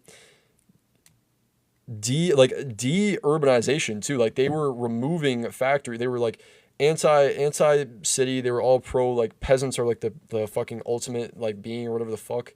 It was some weird shit, dude. I'm not a fan of that. I'm not a fan of Pol Pot whatsoever. Shout out Studious Talk for the follow.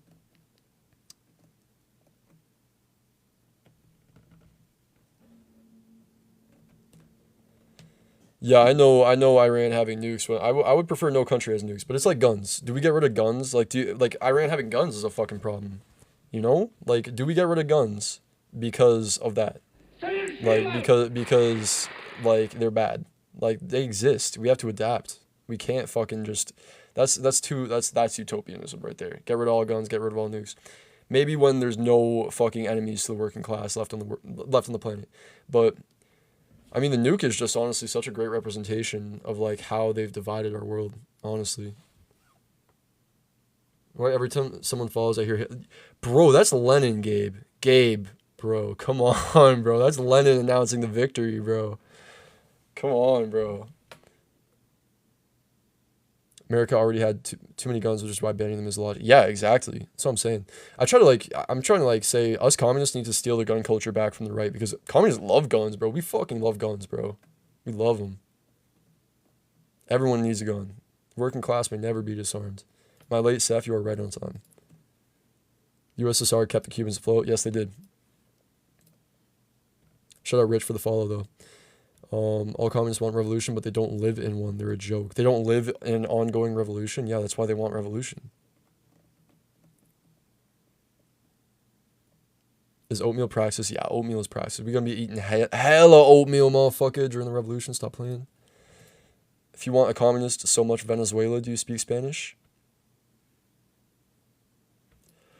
Okay, so do I have to speak Russian or Spanish now? Because it's like this is some like I love this arbitrary requirement to be a communist. You have to be bilingual.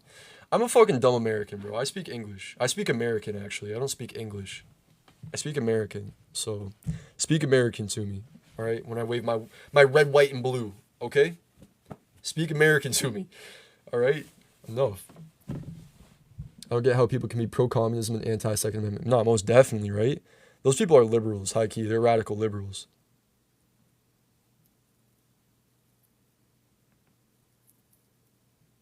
Never lived under communism. One day. We'll try.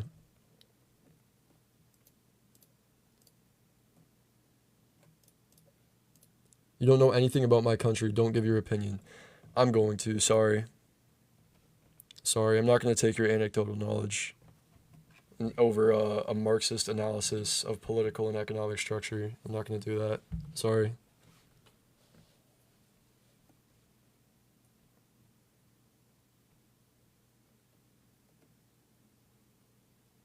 My pronouns are USA, sissy lib.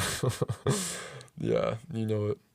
Can I advocate for a Spanish revolution since I speak it? Yes, you fucking can, Gabe. Yes, the fuck you can.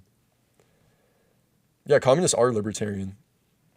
I'm a Marxist-Leninist. I consider myself libertarian. I think Marxist-Leninist communists, the authoritarian communists, are better libertarians than the so-called libertarians who just want the companies to have more authority to step on them. But at least the government, the evil government, can't step in, so it's good though. Because the corporation gonna be alright. It's gonna be good. Because if you give billionaires more money, they'll be happier. You can appease them.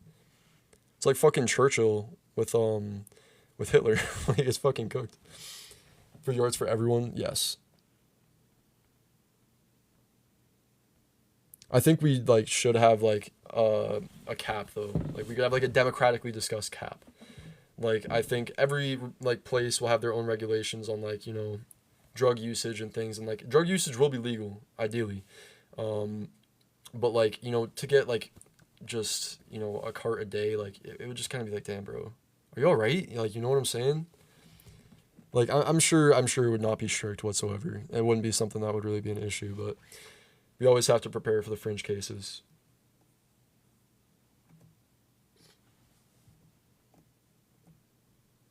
Can't be a communist if you never lived in communism. Genius. Yeah, we have fascists. Like, it's funny. Are you Cuban? No. Nope.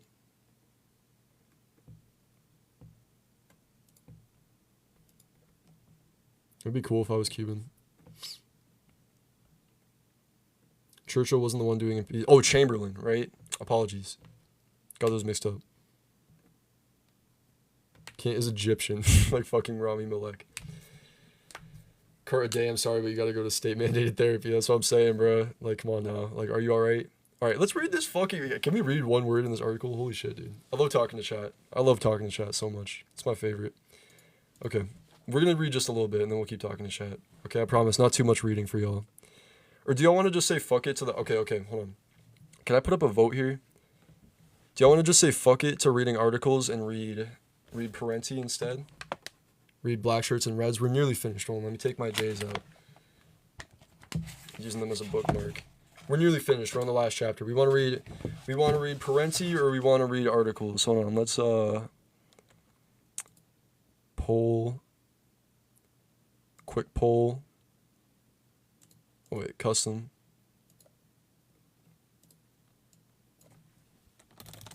Parenti news.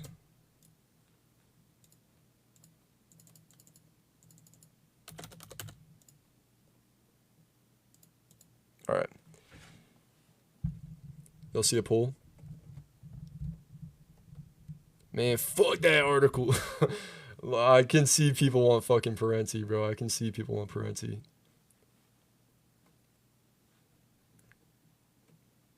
Yeah, I'm seeing votes for Parenti here. I don't know why some people can see the poll and some can't. I'm not sure how that works. Don't see a poll? Alright, it's fine. Parenti clearly won. It's fine. Can't when we're getting a soundboard for the stream someday. I just think Hassan's soundboard literally makes me die of cringe every time he uses it. Like, I literally like... Okay, that looked different, but I'm like, bro, that is like really bad. It's really bad. It's really, really bad. You gotta use it correct. I will if I ever do anything like that. But what do y'all think about Hassan's soundboard use? Do you guys cringe really hard? Getting straight teeth. Get off the old man. Yeah, he just seems like a fucking boomer on that soundboard, dude. He just like spams like the fa and like the and like, yeah, he's a geek. I fart. Yeah, I'm just gonna start straight ripping ass on you motherfuckers for a soundboard. I can't close this poll out, dude. I get it. It's over.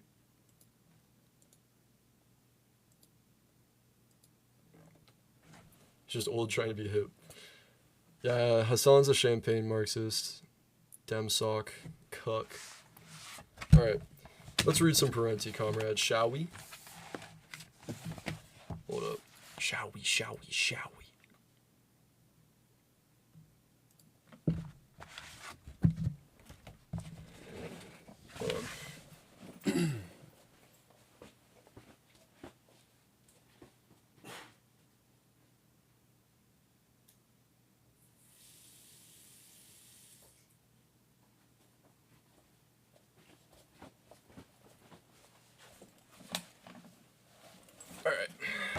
It's time. I'm not reading theory. I'm spamming W's in Hassan's chat instead. If you wish. Yeah, bedtime story. Everyone get tucked in. Everyone get nice and comfy. All right, chapter 9. Anything but class. Avoiding the C word. Class is a concept that is strenuously avoided by both mainstream writers and many on the left. When certain words are eliminated from public discourse, so are certain thoughts. Dissident ideas become all the more difficult to express when there are no words to express them. Class is usually dismissed as an outworn Marxist notion with no relevance to contemporary society. It is a 5-letter word that is treated like a dirty 4-letter one. With the C word out of the way, it is then easy to dispose of the other politically unacceptable concepts such as class privilege, class power, class exploitation, class interest, and class struggle. These two are judged no longer relevant, if ever they were, in a society that supposedly consists of the fluid pluralistic interplay of diverse groups. The class denial of class. Those who occupy the higher circles of wealth and power are keenly aware of their own interests, while they sometimes seriously differ among themselves on specific issues. They exhibit an impressive cohesion when it comes to protecting the existing class system of corporate power, property, privilege, and profit. Keep this shit in mind, you motherfuckers. Motherfuckers do not, if there's still any liberals in chat, bro. When you do away with the class politics and you just get into the liberal versus Republican, we need to just make capitalism better. We need to just make this and that better. We need to reform slowly. What are you fucking accomplishing? You are accomplishing the furtherance of private property. That's all you're doing. Shout out to Liberal Cantt for the follow and Marquis Pick for the follow. Kind of look like Ross Boom Socks. I don't know who that is. Y'all read Sorrell or not? I have not read Sorrell, but I mean, I probably will someday. Assuming he's like a philosopher or something. Liberal Cantt with blue hair. Fucking God.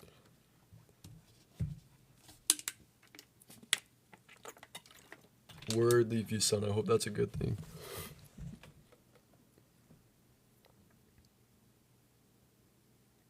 At the same time, they are careful to discourage public awareness of the class power they wield. They avoid the C word, especially when used in reference to themselves as in owning class, upper class, or moneyed class. And they like it least when the politically active elements of the owning class are called the ruling class. The ruling class in this country has labored long to leave the impression that it does not exist. It does not own the lion's share of just about everything, and does not exercise a vastly disproportionate influence over the affairs of the nation. Such precautions are themselves symptomatic of an acute awareness of class interests. Yet ruling class members are far from invisible. Their command positions in the corporate world, their control of international finance and industry, their ownership of the political media, and their influence over state power in the political process are all matters of public record to some limited degree. Bookmark here. 1. For a more detailed treatment of ruling class resources, see Democracy for the Few by Parenti.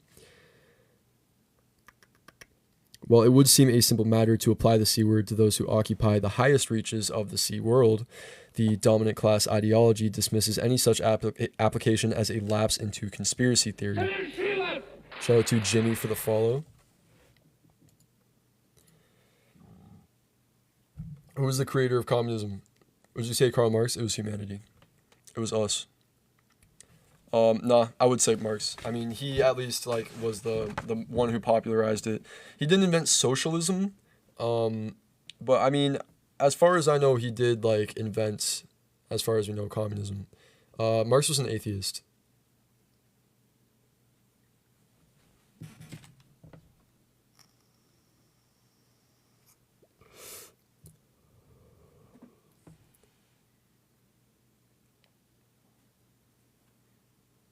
Yeah, Marx turned socialism into its natural conclusion.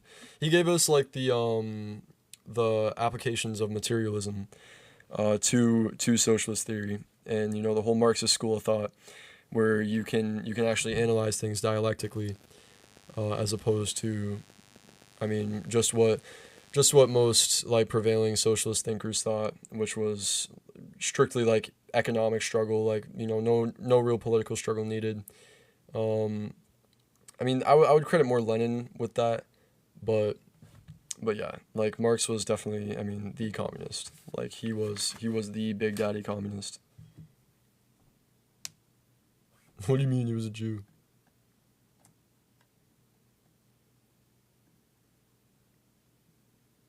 Yeah, he was atheist though. He really was atheist. You think the inventor of communism was religious?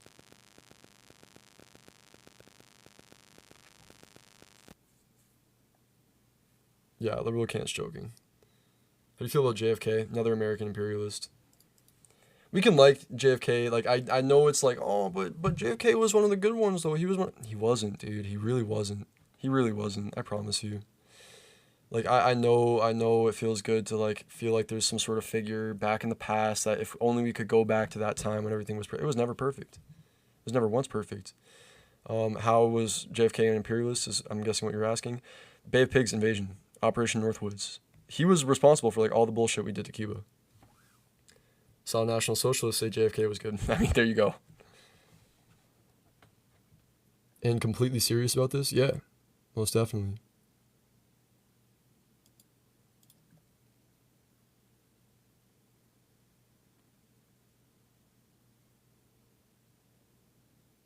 How do you feel about the U.S.?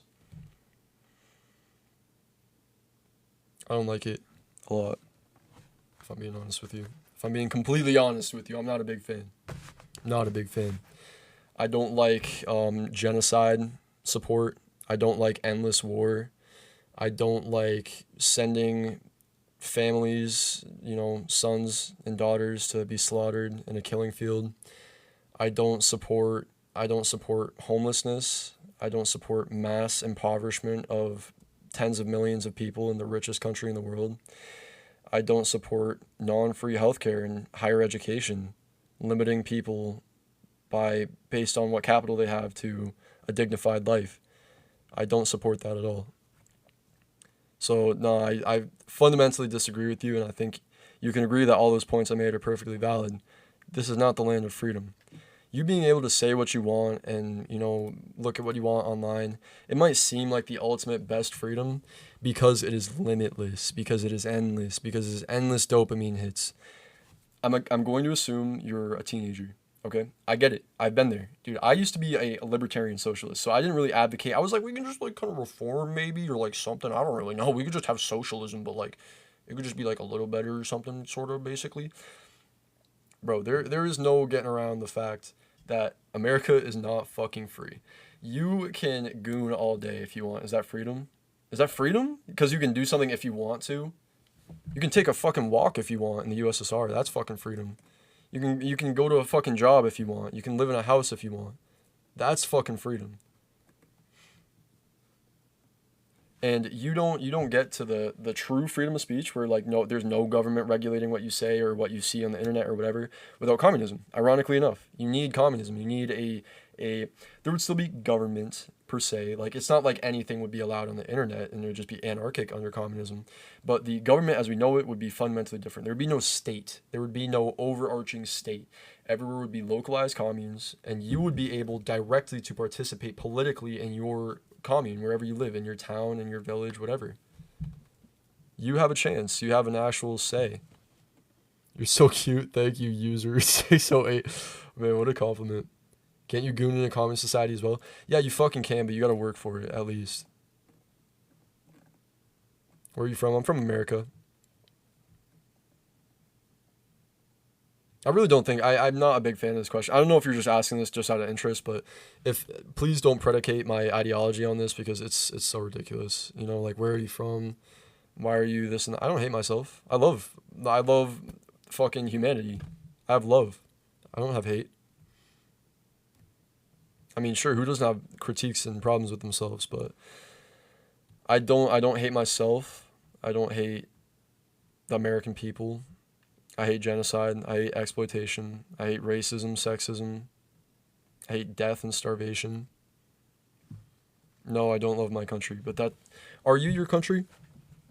Derry, are you your country? Did you listen when I was talking earlier about all the things, all the reasons I don't like America? Were you listening? Shout out Dylan Farfin for the follow. Yeah, workers have no country, Derry. If you've ever worked for a penny, you have no country. You are your own agent, and you deserve freedom.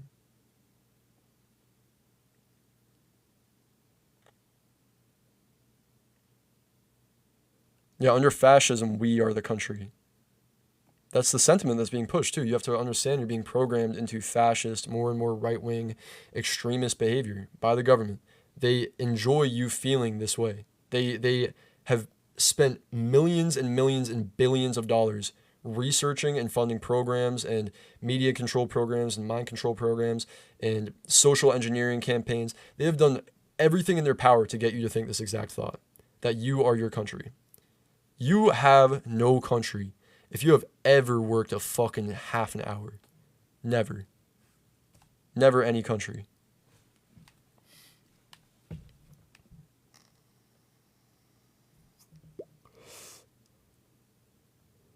Tweet from Charlie Kirk says, "Wake up, I'm alive." Imagine it's real. It's real.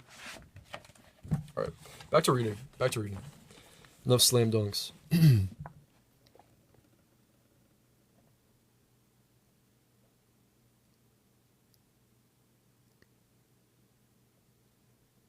Such precautions are themselves symptomatic of an acute awareness of class interests. Yet ruling class members are far from invisible.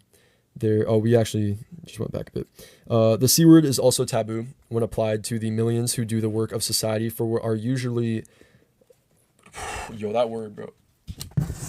I'm not going to read this. I mean, it's not like a bad word. It's not how he meant it, but like, hold on. Where is it on the page? I'm not reading that. But it's with an A, okay? So don't trip. It's like, what does this word mean, bro?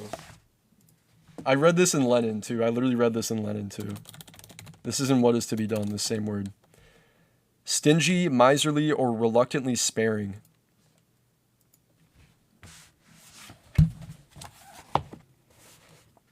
How do you even come across this word? Probably reading Lenin, bro. Wages. The working class, a term that is dismissed as Marxist jargon, and it is verboten to refer to the exploiting and exploited classes, for then one is talking about the very essence of the capitalist system, the accumulation of corporate wealth at the expense of labor. The C word is an acceptable term when prefaced with the soothing adjective middle. Every politician, publicist, and pundit will rhapsodize about the middle class, the object of their heartfelt concern. Yeah, always worried about the middle class. The much admired and much pitied middle class is supposedly inhabited by virtuously self-sufficient people, free from the presumed profligacy of those who inhabit the lower rungs of society. By including almost everyone, middle class serves as a conventionally amorphous concept that masks the exploitation and inequality of social relations. It is a class label that denies the actuality of class power. Again, the middle class does not fucking exist, y'all. It's not real. Middle class, what is it? What does it define the middle class? You fucking can't do it. Someone who makes money. How do they make money? Wage labor? No, they own business. Oh, they're petty bourgeoisie. They're bourgeois aspiration. No, they're middle class. They include proletarians and petty bourgeois and even bourgeois alike in the fucking middle class, dude, I swear. So many people who just own and get by on it. But they're middle class because like they aren't making as much as other people. It's pretty silly. Like you can just look at things by structure and you can have concrete definitions, or you can do this bullshit amorphous, like Parenti says, amorphous concept of a middle class which accomplishes nothing other than confusing people and giving the current establishment more power. So what's your choice? Blackshirts? Yeah, this is the title of the book is Blackshirts and Reds by Michael Parenti. He's talking about black shirts, fascists, and reds, communists, and how they're not similar in the slightest. Fuck the black shirts. Yeah, doctor, teacher, lunch lady, all middle class, exactly. All I hear is just LARP, LARP, LARP.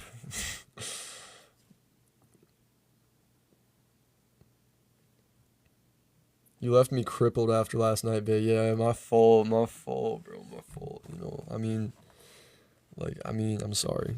Like, I'm just, sorry, not sorry. I'm not gonna lie. Okay, where are we? The C word is allowable when applied to one other group, the desperate lot who live on the lowest rung of society, who get the least of everything while being regularly blamed for their own victimization. The underclass, one word. References to the presumed deficiencies of underclass people are acceptable because they reinforce the existing social hierarchy and justify the unjust treatment accorded society's most vulnerable elements. Class reality is obscured by an ideology whose tenets might be summarized and rebutted as follows. Credo. There are no real class divisions in this society. Save for some rich and poor, almost all of us are middle class. Response. Wealth is enormously concentrated in the hands of relatively few in this country, while tens of millions work for poverty-level wages when work is to be had. The gap between rich and poor has always been great and has been growing since the late 1970s. Those in the middle have also been enduring increasing economic injustice and insecurity. Credo. Our social institutions and culture are autonomous entities in a pluralistic society, largely free of the influence of wealth and class power. To think otherwise is to entertain conspiracy theories. Response. Great concentrations of wealth exercise an influence in all aspects of life, often a dominating one. Our social and cultural institutions are run by boards of directors or trustees or regents, largely drawn from interlocking, non-elective, self-selecting corporate elites. Keep this in mind. When people tell motherfuckers, what this person in chat says, Democrats are better. I used to be a Democrat. It doesn't change anything about this fact that any pro-corporate, pro-capitalist party is endorsing this non-elective, non-democratic economy, this non-elective procedure that affects our government as well, our social institutions, our culture. They control these things because they provide it to us. They own the means of production. They own the way movies get produced, the toys you play with as a kid, the shows you watch as a kid, and the shows you watch now, and the movies you watch now. And they provide these things to you. So to say that these are devoid of any sort of class interest or class power or any sort of dynamic that can oppose working class interests, this is liberalism and what I also like to call it as schizophrenia. It's lunacy, it's psychosis, it's a denial of the actual facts of reality, and you can repeat your moralistic slogans all you want. It doesn't change it. You don't even own anything if you're a communist. That's not true. That's not true. Communists have personal property. There's a very distinct difference between personal and private property. Private property produces capital, produces value. Personal property you use. That's your house, that's your car, that's your phone, that's your toothbrush. Yes, it is your toothbrush. There's no communal toothbrush, I promise you. So don't trip. You own. And you will own more than you own under capitalism, actually, because you have free access to the goods and services. As we finish, get a stream VOD, high key. I'd like to do that. Maybe I could just start posting on YouTube. I could just start downloading and posting the whole clips to YouTube. That could be cool. After I stream, I just post the whole VOD. Even though it's like vertical, I mean, you guys could just listen to it as like background noise and stuff.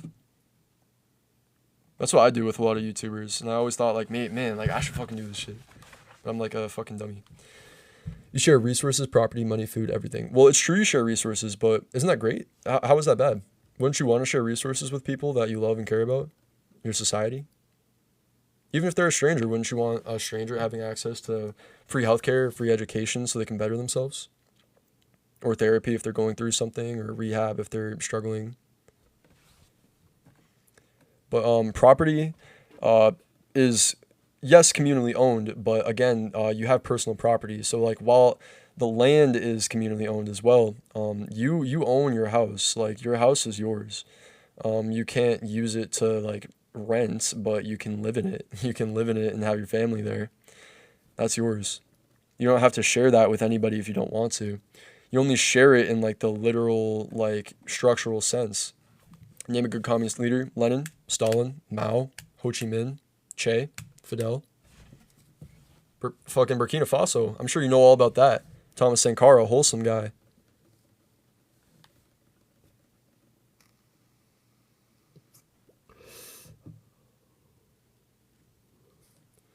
Can I have a local diner that I work at in a communist society? Yeah, most definitely. Yeah, that'll absolutely be many, many jobs. With the third pick in the 2026 U.S. draft, the U.S. military select Cantt for a $10 million deal. Fucking shit. Agent 007 really came from my ass and drafted me direct, bro. Rip Grenada, bro. What a fucking pitiful display from the U.S. what we did to Grenada. Pitiful. Shout out Type Soul 2025 for the follow. Isn't Blackshirts a Mussolini thing? Yeah, we're reading Blackshirts and Reds by Michael Parenti right now. We're just talking. We're just yapping. How are you on stream, but also in the comments? I have it It's like on my screen right here. Here you guys are. Okay, there we go. What happened in the USSR? Illegally dissolved against popular mandate by capitalist forces and revisionists, scumbags. All right, where are we? All right, I'm going to repeat the credo because I kind of went off on this on my own take, but I'm going to let Parenti talk because, like, he's actually a fucking goat and I'm just some fucking chud. Our social institutions and culture, this is the claim from the capitalist side. Our social institutions and culture are autonomous entities in a pluralistic society, largely free of the influence of wealth and class power. To think otherwise is to entertain conspiracy theories. Response. Great concentrations of wealth exercise an influence in all aspects of life, often a dominating one. Our social and cultural institutions are run by boards of directors or trustees or regents, drawn largely from interlocking, non-elective, self-selecting corporate entities. They and their faithful hirelings occupy most of the command positions of the executive state and other policy-making bodies, and manifest a keen awareness of their class interests when shaping domestic and international policies. This includes such policies as the General Agreement on Tariffs and Trade, also known as GATT, designed to circumvent whatever democratic sovereignty exists within nations.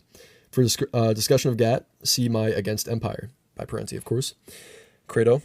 The differences between rich and poor are a natural given, the human nature argument, not causally linked. Individual human behavior, not class, determines human performance and life chances. Existing social arrangements are a natural reflection of largely innate human proclivities. Response. All conservative ideologies justify... Shout out Pro Cantt for the follow. Yo, no way. What a character arc, bro.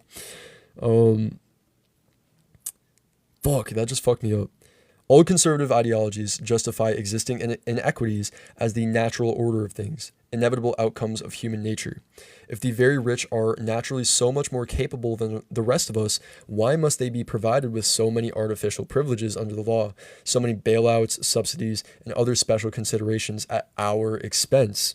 Their naturally superior talents, quote unquote, include unprincipled and illegal subterfuges such as price fixing, stock manipulation, insider trading, fraud, tax evasion, the legal enforcement of unfair competition, ecological spoliation, harmful products, and unsafe work conditions. One might expect naturally superior people not to act in such rapacious and venal ways. Differences in talent and capacity, as might exist between individuals, does not excuse the crimes and injustices that are endemic to the corporate business system. Absolute goat, bro. Like, this is just so cooking, bro. Shout out a fuck for their follow. Yeah, where's Anti? He's gone, bro. He's vanquished. Account got banned. Oh my god. Okay, the ABC theorists. Even among persons normally identified as progressive, I'm going to say before he says anything, I'm going to say put in your head right here because I guarantee what he comes to talk about. Bernie, Hassan, Zoran, just keep this in mind. One finds a reluctance to deal with the reality of capitalist class power. Sometimes the dismissal of the C word is quite categorical. At a meeting in New York in 1986, I heard the sociologist Stanley Aronowitz comment, "When I hear the word class, I just yawn." For Aronowitz, class is a concept of diminishing importance used by those he repeatedly referred to as orthodox Marxists. And here we have the longest fucking endnote ever. This is one endnote that covers half the page. Here we go. Aronowitz and some other left academics do battle against Marxism by producing hyper-theorized ageses in a field called cultural studies. That their often impenetrable writings seldom connect to the real world was demonstrated in 1996 by physicist Alan Sokal, himself a leftist, who wrote a cultural studies parody and submitted it to Aronowitz's Social Text, a journal devoted to articles that specialize in bloated verbiage, pedantic pretensions, and academic one-upsmanship. Sokal's piece was laden with obscure but trendy jargon and footnoted references to the likes of Jacques Derrida and Aronowitz himself. Dude's quoting himself. That's fucking funny. Sokal quoted Aronowitz. It purported to be an epistemic exposition of recent developments in quantum gravity. and the space-time manifold and foundational conceptual categories of prior science that have become problematized and relativized with profound implications for the content of a future postmodern and liberatory science. Various social text editors read and accepted the piece as a serious contribution. After they published it, Sokal revealed that it was little more than fabricated gibberish that wasn't obliged to respect any standards of evidence or logic. In effect, he demonstrated that the journal's editors were themselves so profoundly immersed in pretentiously inflated discourse as to be unable to distinguish between a genuine intellectual effort and a silly parody. Aronowitz responded by calling Sokal ill-read and half-educated. You accepted his paper, though. You put his paper in your journal, though, after having it peer-reviewed as well by the other people in that journal. So I guess, bro, he can be ill-read and half-educated if that's good enough for your journal.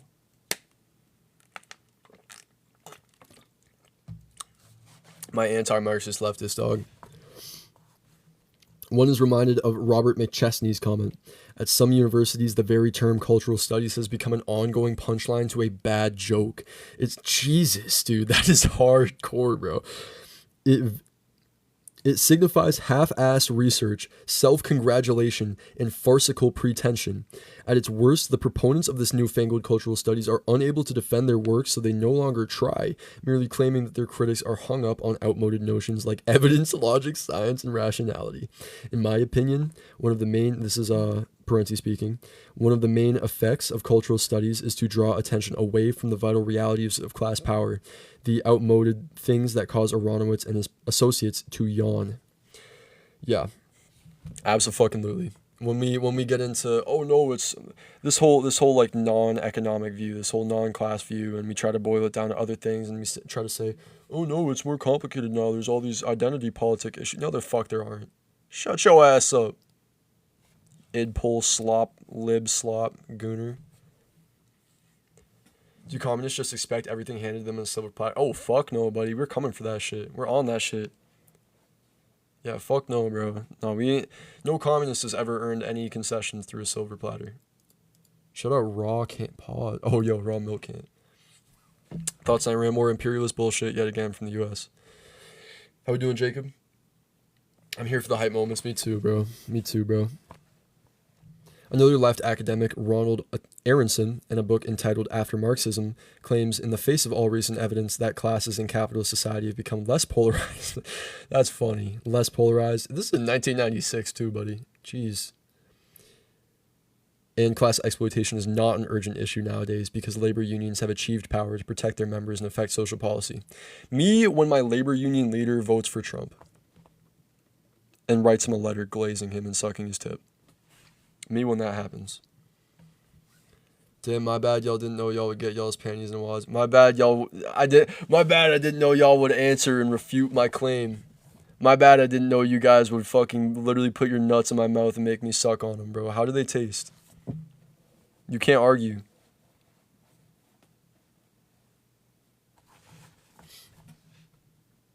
Yeah, this is Cantt actually in the chat right now.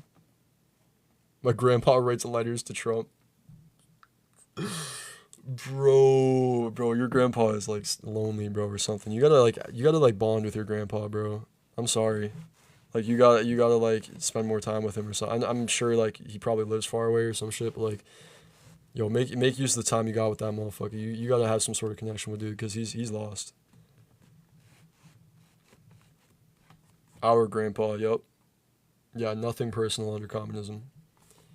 What is DPUWR Super Soldier Dog? Yo, okay. We used to have a Minecraft server a month ago. And now it's just a remnant. It's fire though. We are Cantt. True. Okay. Where are we? This is at a time when many unions are being destroyed, workers are being downgraded to the status of contract laborers, and the income gap is wider than in decades. Many who pretend to be on the left are so rabidly anti-Marxist as to seize upon any conceivable notion except class power to explain what is happening in the world. There are anything but class ABC theorists who, while not allied with conservatives on most political issues, do their part in stunting class consciousness. We have a bunch of long-ass endnotes here. We have, for prime examples, try the bloated, pretentious prose of such left anti-communist theorists as Ernesto Laclau and Chantal Mouffe. both of whom are treated reverently by their counterparts in this country. One recent fad of the left ABC intellectuals is postmodernism, which argues that the principles of rationality and evidence of modern times no longer apply. Long-standing ideologies have lost their relevance, as has most of the political economy in history, and one cannot hope to develop a reliable critique of class and institutional forces. While claiming to search for new meanings, postmodernism resembles the same old anti-class theories, both right and left. For a discussion and critique, see Ellen Makeson Woods and John Bellamy Foster's In Defense of History. The left ABC theorists, this is moving on from the end note, the left ABC theorists say we are giving too much attention to the class. Who exactly is doing that? Surveying the mainstream academic publications, radical journals, and socialist scholar conferences, one is hard put to find much class analysis of any kind. Far from giving too much class attention or too much attention to class power, most U.S. writers and commentators have yet to discover the subject. While pummeling a rather minuscule Marxist left, the ABC theorists would have us think that they are doing a courageous battle against hordes of Marxists who dominate intellectual discourse in this country. Yet another hallucination they hold in common with conservatives. Hallucination is fire as fuck, dude. That's a whole hallucination, bro. I'm reading Blackshirts and Reds by Michael Parenti. I keep zoning out whenever you're reading. Listen up, buddy. Why do you reckon communism is the way? Can you define what is communism? Well, communism is the, as Engels describes it, the real movement that abolishes the present state of things. We want to abolish capitalism. We want to abolish the wage labor system. We want to abolish price and profit. We want to abolish value. We want to create an equitable society. And I mean, what way is there other than communism? Have we seen any sort of equitable society come out of capitalism? Absolutely not. Have we seen more strides than ever under even the embattled socialist systems? Absolutely. So we can just look at this history, but we don't need to just go there. We can look at the theory, which itself is fundamentally very dense. It is a fleshed out and complete theory that is applicable to the modern day still, because it is such a complete theory. It is such a logical theory in the sense that the whole historical materials progression has played out, and it is objectively the force that the current ruling class is resisting against. And we witness this every day with the invasions into Cuba, into Venezuela, into this and that country, trying to scare shitless the developing world into falling in line. We can see this. We can see this playing out on a day-to-day basis. So that is absolutely why I'm a communist.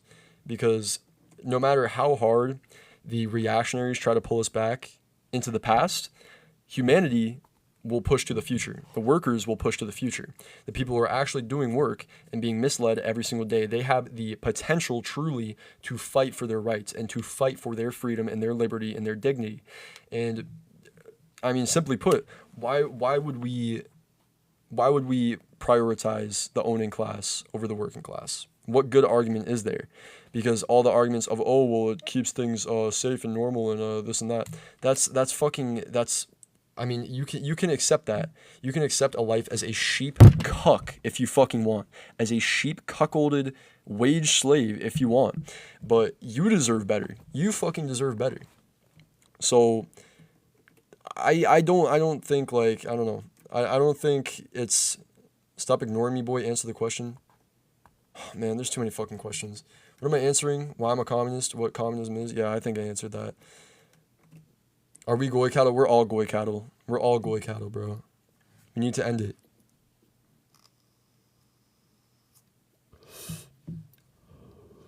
Got a Ku Klux Klan member in my chat. Let me kick this Ku Klux Klan member. Alright, what is your question even, Trevin, or what the fuck your name is? I don't see one. Answer me, boy. You didn't ask a question. Stop ignoring me, boy. Trevin. With 2 lightning bolts next to his name. Trevin 1488. Let's do a little quick clowning on this fucking 8-year-old Nazi, dude. Let's pull him up. What are we rocking with here?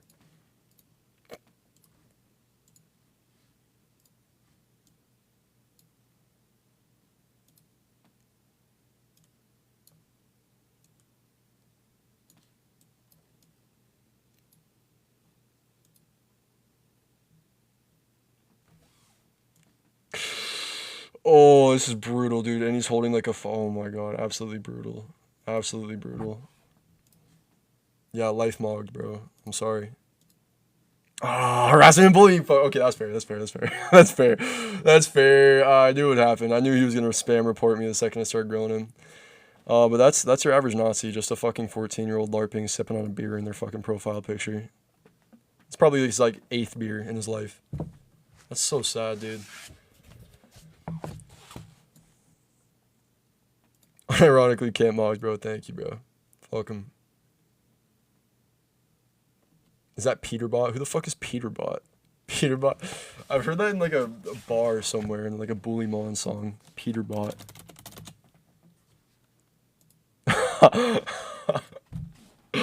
Yo, bro, actually might be Peterbot. The Fortnite guy. No, I know now. Yeah, I never really was too into Fortnite. Where are we? In their endless search for a conceptual schema that might mute Marxism's class analysis, left ABC theorists have twaddled for years over a false dichotomization between early Marx, culturalistic, humanistic good, and later Marx, dogmatic, economistic, bad. We have another endnote here. One of those who pretends to be on the left is John Judas, whose impressive illiteracy in regard to Marxism does not prevent him from distinguishing between humanistic Marxists and Marxists who are simple-minded economic determinists. According to Judas, the latter fail to ascribe any importance to cultural conditions and political structures. Sure. I know of no Marxists who fit that description. I, for one, treat cultural and political institutions in much detail in various books of mine, but culture as anchored in an overall system of corporate ownership and control. End of the endnote. As Marxist scholar Bertel Ullman notes, this artificial counterpoising transforms a relatively minor development in Marx's work into a chasm between two ways of thinking that have little in common. Another endnote here. Ullman points out that Marx's analytic framework did not emerge from his head full-blown. In the earlier works, such as the economic and philosophic manuscripts and the German ideology, Marx is in the process of becoming a Marxist and is piecing together his understanding of capitalism and history, leaning more heavily on his philosophical training and his criticisms of the neo-Hegelians. Though more prevalent in the earlier writings, concepts such as alienation and the language of dialectics appear throughout his work, including Capital. See Bertel Ullman's forthcoming article, The Myth of the Two Marxes. End of the endnote. Some ABC theorists labored hard to promote the writings of the late Italian Communist Party leader Antonio Gramsci as a source of cultural theory to counteract a Marxist class analysis. See, for instance, publications like Paul Piccone's Talos during the 1970s and early 1980s. Gramsci, they said, rejected the economistic views of Marx and Lenin and did not treat class conflict as a central concept, preferring to develop a more nuanced analysis based on cultural hegemony. So Gramsci was made into the Marxist who's safe to bring home to mother, as the historian T.J. Jackson put it. And as Christopher Phelps added, Gramsci has become safe, tame, and denatured, a wisp of his revolutionary self. Academics seeking to justify their retreat into highly abstruse theories have created fanciful illusions about their counter-hegemonic activity. They have created a mythical Gramsci who holds views he never did, including an opposition to revolutionary socialist organization of the sort that he, following upon Lenin, held indispensable. This is why I'm really not a fan of leftcoms saying that the whole vanguard idea is anti-Marxist. I think it's a bit ridiculous.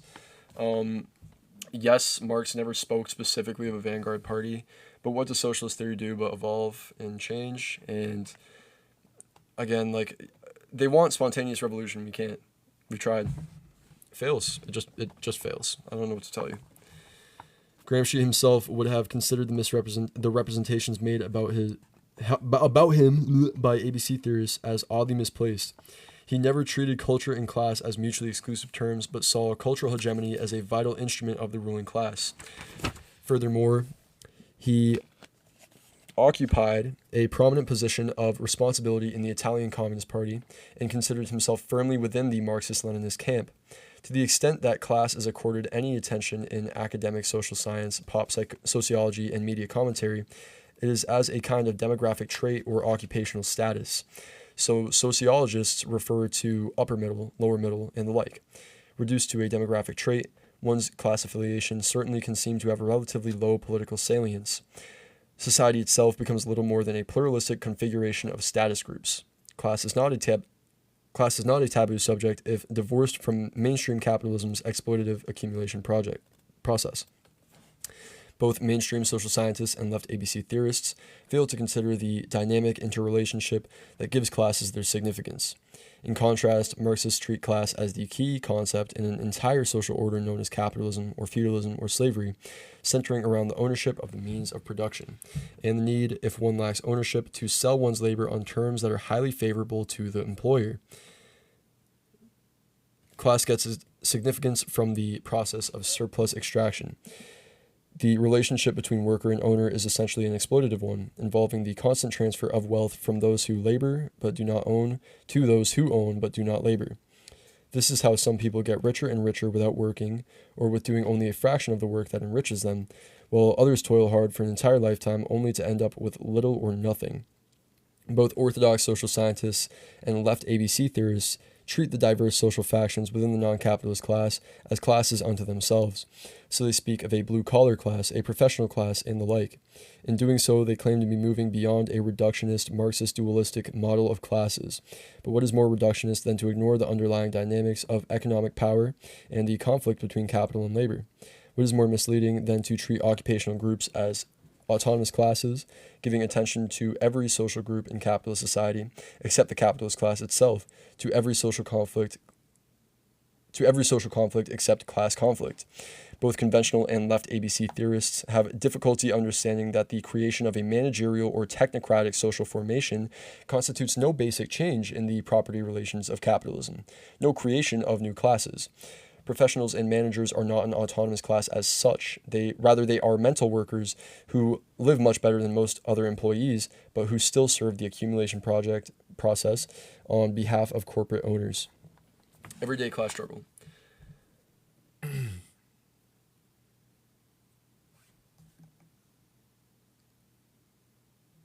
Yo, communists aren't cringe in real life, though. I mean, everyone's cringe in real life. What are you talking about? But, like, there are a lot of cool, normal communists. Do you hate fascism? Yeah, I do. Every good communist does. To support their view that class in the Marxist sense is passé, the ABC theorists repeatedly assert that there is not going to be a workers' revolution in the United States in the foreseeable future. I heard this sentiment expressed at 3 different panels during a Gramsci conference at Amherst, Massachusetts in April 1987. Even if we agree with this prophecy, we might still wonder how it becomes grounds for rejecting class analysis and for concluding that there is no such thing as exploitation of labor by capital and no opposition from people who work for a living. The feminist revolution that was going to transform our entire patriarchal society has thus far not materialized, yet no progressive person takes this to mean that sexism is a chimera, or that gender-related struggles are of no great moment. That workers in the United States are not throwing up barricades does not mean class struggle is a myth. In present-day society, such struggle permeates almost all workplace activities. Employers are relentlessly grinding away at workers, and workers are constantly fighting back against employers. Capital's class war is waged with court injunctions, anti-labor laws, police repression, union busting, contract violations, sweatshops, dishonest clocking of time, safety violations, harassment and firing of resistant workers, cutbacks in wages and benefits, raids of pension funds, layoffs, and plant closings. Labor fights back with union organizing, strikes, slowdowns, boycotts, public demonstrations, job actions, coordinated absenteeism, and workplace sabotage. Class has a dynamic that goes beyond its immediate visibility. Whether we are aware of it or not, class realities permeate our society, determining much about our capacity to pursue our own interests. Class power is a factor in setting the political agenda, selecting leaders, reporting the news, funding science and education, distributing healthcare, mistreating the environment, depressing wages, resisting racial and gender equality, marketing entertainment and the arts, propagating religious messages, suppressing dissidents, and redefining social reality itself. ABC theorists see the working class as not only incapable of revolution, but as on the way out, declining in significance as a social formation. Another endnote here, most ABC theorists have very limited day-to-day experience with actual working class people, a fact that may contribute to their impression that the working class is of marginal import. End of the endnote. Fuck, where am I?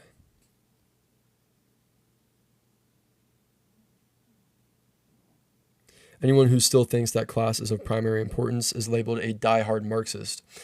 guilty of economism and reductionism, and unable to keep up with the post-Marxist, post-structuralist, post-industrialist, post-capitalist, post-modernist, and post-deconstructionist times.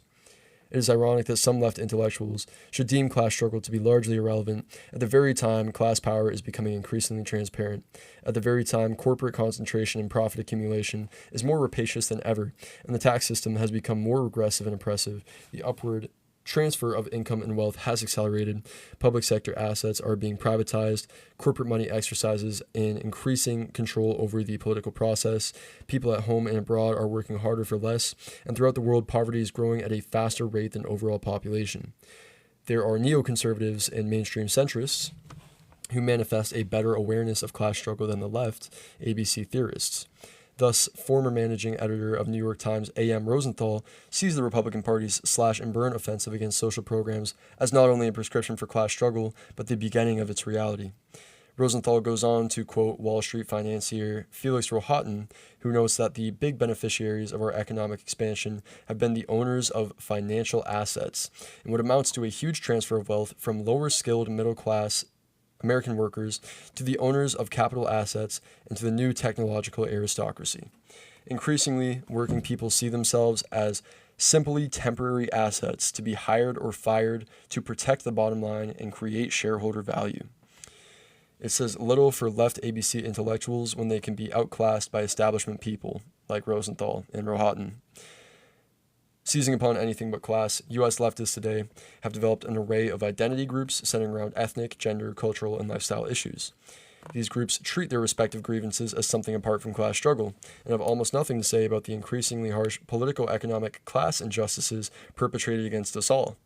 Identity groups tend to emphasize their distinctiveness and their separateness from each other, thus fractionalizing the protest movement. To be sure, they have important contributions to make around issues that are particularly salient to them, issues often overlooked by others. But they also should not downplay their common interests, nor overlook the common class enemy they face. Intersectionality. Read Angela fucking Brown, bro. Angela Davis. Apologies. Jesus. The forces that impose class injustice and economic exploitation are the same ones that propagate racism, sexism, militarism, and ecological devastation, homophobia, xenophobia, and the like. People may not develop a class consciousness, but they still are affected by the power, privileges, and handicaps related to the distribution of wealth and want. These realities are not canceled out by race, gender, or culture. The latter factors operate within an overall class society. The exigencies of class power and exploitation shape the social reality we live in. Racism and sexism help to create super-exploited categories of workers, minorities, and women, and reinforce the notions of inequality that are so fundamental and so functional for a capitalist system. To embrace a class analysis is not to deny the significance of identity issues, but to see how these are linked to each other, both to each other and to the overall structure of political economic power. An awareness of class relations deepens our understanding of culture, race, gender, and other such things. I used to believe in a third position until I realized I was really a leftist in denial. Yeah, most are, dude. Most just like anything but class, literally anything but class. I come for the easy slam dunks on fascists, I stay for the good reads. Real deal. We just in a live book club. Yeah, that's the word. That's how we do it. Nobody else is fucking reading theory out here. Motherfuckers are just sitting circle jerking on lives.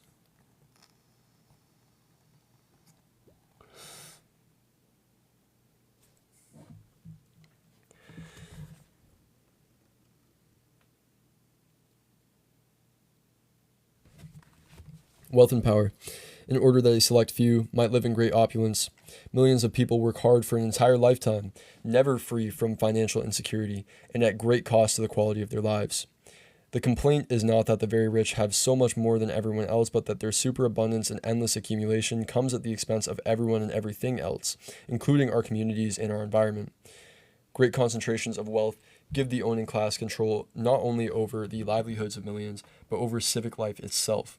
Money is the necessary ingredient that gives the rich their immense political influence, their monopoly ownership of mass media, their access to skilled lobbyists in high public office.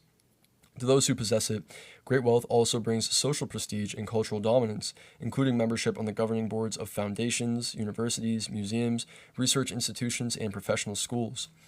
Likewise, the absence of money is what makes the have-nots and have-littles relatively powerless, depriving them of access to national media and severely limiting their influence over political decision-makers. As the gap between the corporate rich and the rest of us grows, the opportunities for popular rule diminish. There is much discourse on how to balance freedom with security. History offers numerous examples of leaders who, in the name of national security, have been ready to extinguish what precious few liberties people might have won after generations of struggle. Challenges to the privileged social order are treated as attacks upon all social order, a plunge into chaos and anarchy. Repressive measures are declared necessary to safeguard people from the dangers of terrorists, subversives, Reds, and other supposed enemies, both foreign and domestic. Again and again, we are asked to choose between freedom and security when in truth there is no security without freedom. In both dictatorships and democracies, the agencies of national security, acting secretively and unaccountably, have regularly violated both our freedom and our security, practicing every known form of repression, corruption, and deceit. Once in control of the state, plutocratic interests can use a regressive taxation system to make the public pay for the agencies of repression that are essential to elite domination. Still, democratic governance can prove troublesome in setting all sorts of popular demands and imposing restraints on big businesses' enjoyment of a freewheeling market. For this reason, the captains of capitalism and their conservative publicists support both a strong state armed with every intrusive power and a weak government unable to stop corporate abuse or serve the needs of the ordinary populace. Aside from the systematic imperatives that cause capitalism to accumulate without end, we must also reckon with the driving force of class greed. Wealth is an addiction. There is no end to the amount of money one might desire to accumulate. The best security to being rich is to get still richer, piling possession upon possession, giving oneself over to the ori sacra fames, the cursed greed for gold, the desire for more money than can be consumed in 1,000 lifetimes of limitless indulgence, wanting in nothing but still more and more money. Wealth buys every comfort and privilege in life, the fame of fortune, elevating the possessor to the highest social stratosphere, an expression of the aggrandizing self, an expansion of the ego's boundary, an extension of one's existence beyond the grave, leaving one feeling almost invulnerable to time and mortality. Wealth is pursued without moral restraint. The very rich try to crush anyone who resists their endless, heartless, unprincipled accumulation. Like any addiction, money is pursued in that obsessive, amoral, single-minded way, revealing a total disregard for what is right or wrong, just or unjust, an indifference to other considerations and other people's interests, and even one's own interests should they go beyond feeding the addiction. An endnote here. Thus, it is necessary and desirable to have laws to protect the environment, workers' lives, and consumer health because big business has a total indifference to such things, and to the extent that they cut into profits, an outright hostility toward regulation on behalf of the public interest. We sometimes forget how profoundly immoral is corporate power. Capitalism is a rational system, the well-calculated, systematic maximization of power and profits, a process of accumulation anchored in material obsession that has ultimately irrational consequence of devouring the system itself and everything else with it. Eco-apocalypse, a class act. In 1876, well, let's read chat real quick. I love communist propaganda posters. Libya was pretty tough. I don't love Yugoslavia. I'll take it over the West, but IMF loan. Pro Cantt keep spreading false information. What a bastard. Why is he lying? Frederick Engels offered a prophetic caveat. Let us not flatter ourselves overmuch on account of our human conquest over nature. For each such conquest takes its revenge on us. At every step we are reminded that we by no means rule over nature like a conqueror over a foreign people, like someone standing outside of nature, but that we with flesh and blood and brain belong to nature and exist in its midst. With never-ending emphasis on exploitation and expansion and its indifference to environmental costs, capitalism appears determined to stand outside nature. The essence of capitalism, its raison d'etre, is to convert nature into commodities and commodities into capital, transforming the living earth into inanimate wealth. This capital accumulation process wreaks havoc upon the global ecological system. It treats the planet's life-sustaining resources, arable land, groundwater, wetlands, forests, fisheries, ocean beds, rivers, air quality, as dispensable ingredients of limitless supply to be consumed or toxified at will. Consequently, the support systems of the entire ecosphere, the planet's thin skin of fresh air, water, and topsoil, are at risk, threatened by such things as global warming, massive erosion, and ozone depletion. Global warming is caused by tropical deforestation, motor vehicle exhaust, and other fossil fuel emissions that create a greenhouse effect, trapping heat close to the Earth's surface. This massed heat is altering the atmospheric chemistry and climatic patterns across the planet, causing record droughts, floods, tidal waves, snowstorms, hurricanes, heat waves, and great losses in soil moisture. We now know that the planet does not have a limitless ability to absorb heat caused by energy consumption. Another potential catastrophe is the shrinkage of the ozone layer that shields us from the sun's deadliest rays. Over 2.5 billion pounds of ozone-depleting chemicals are emitted into the Earth's atmosphere every year, resulting in excessive ultraviolet radiation that is causing an alarming rise in skin cancer and other diseases. Increased radiation is damaging trees, crops, and coral reefs, and destroying the ocean's phytoplankton, source of about half of the planet's oxygen. If the oceans die, so do we. At the same time, the rise in pollution and population has given us acid rain, soil erosion, silting of waterways, shrinking grasslands, disappearing water supplies and wetlands, and the obliteration of thousands of species, with hundreds more on the endangered list. With an end note here, putting an end to the population explosion will not of itself save the ecosphere, but not ending it will add greatly to the dangers the planet faces. The environment can sustain a quality of life for just so many people. How close are we to the end here? Oh yeah, we can finish this hoe. Yeah, we can finish this hoe right now, bro. Stop playing. Only a few more pages left, comrades. I know this has been going on forever, but fuck it. I like Madeline Pendleton, actually. We're friends on TikTok. Isn't that cool? I'm Madeline Pendleton's friend, kinda. I'm her mutual. They're mutual.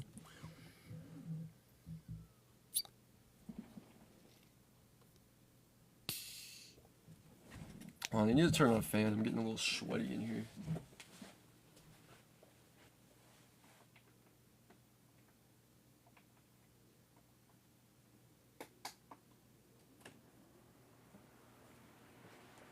You want peanut cam? Do we want peanut cam? I think we do.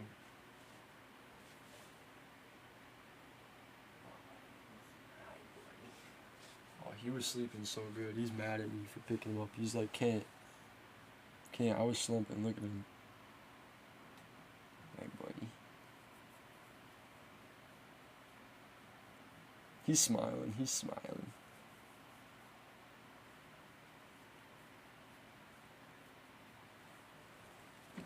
Straight peanut cam, bro. A little burp.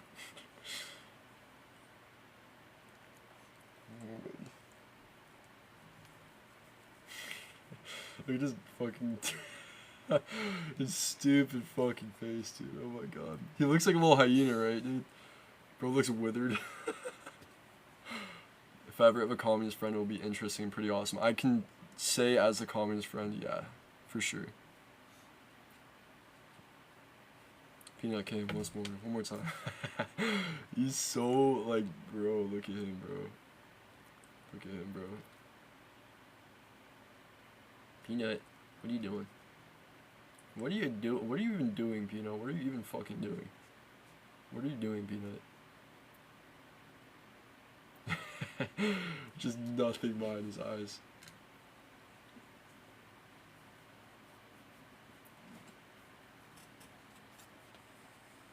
Jacob talks like a Fed.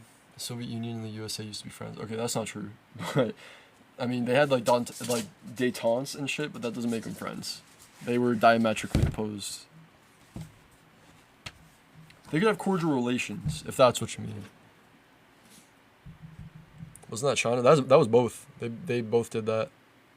I think both in the 70s as well. Maybe the détente with the Soviet Union was in the 80s. I believe it was after China. It was after Nixon visited Beijing.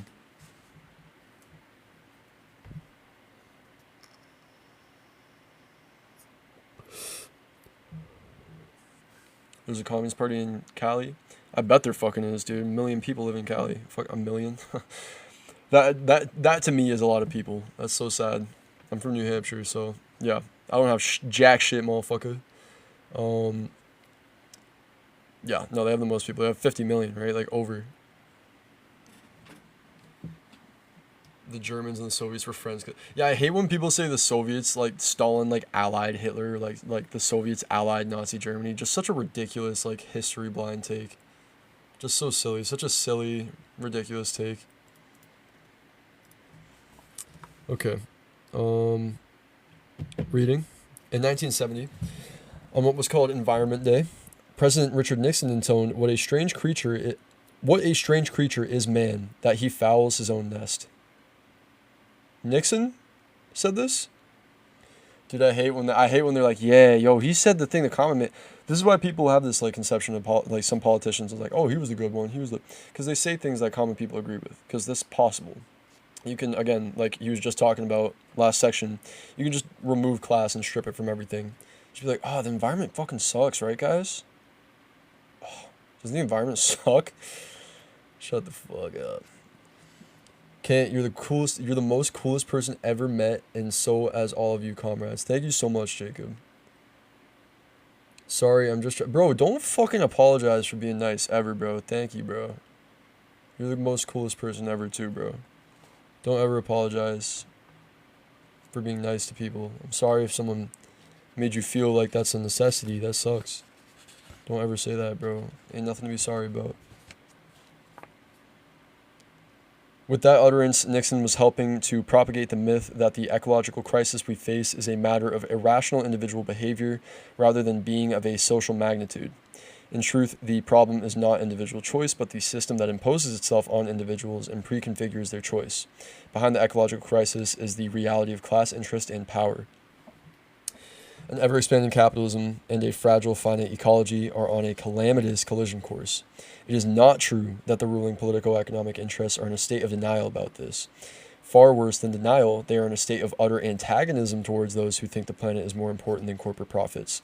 So they defame environmentalists as eco-terrorists, EPA Gestapo, Earth Day alarmists, tree huggers, and purveyors of green hysteria and liberal claptrap. Some environmental terrorist activists in this country have been the object of terrorist assaults conducted by unknown assailants with the implicit tolerance of law enforcement authorities. And we actually have an endnote here. To offer one example, the FBI was quick to make arrests when environmentalists Judy Berry and Daryl Cherney were seriously injured by a car bomb in 1990. They arrested Berry and Cherney, calling them radical activists, charging that the bomb must have belonged to them. Both have been long outspoken advocates of nonviolence. The charges were eventually dropped for lack of evidence. The bomb had been planted under the driver's seat. The FBI named no other suspects and did no real investigation of the attack after. So that's awesome. Stop advocating for Greater Serbia. Yeah, can you stop that, Patience? Only I'm allowed to do that. Molly should be nice to people.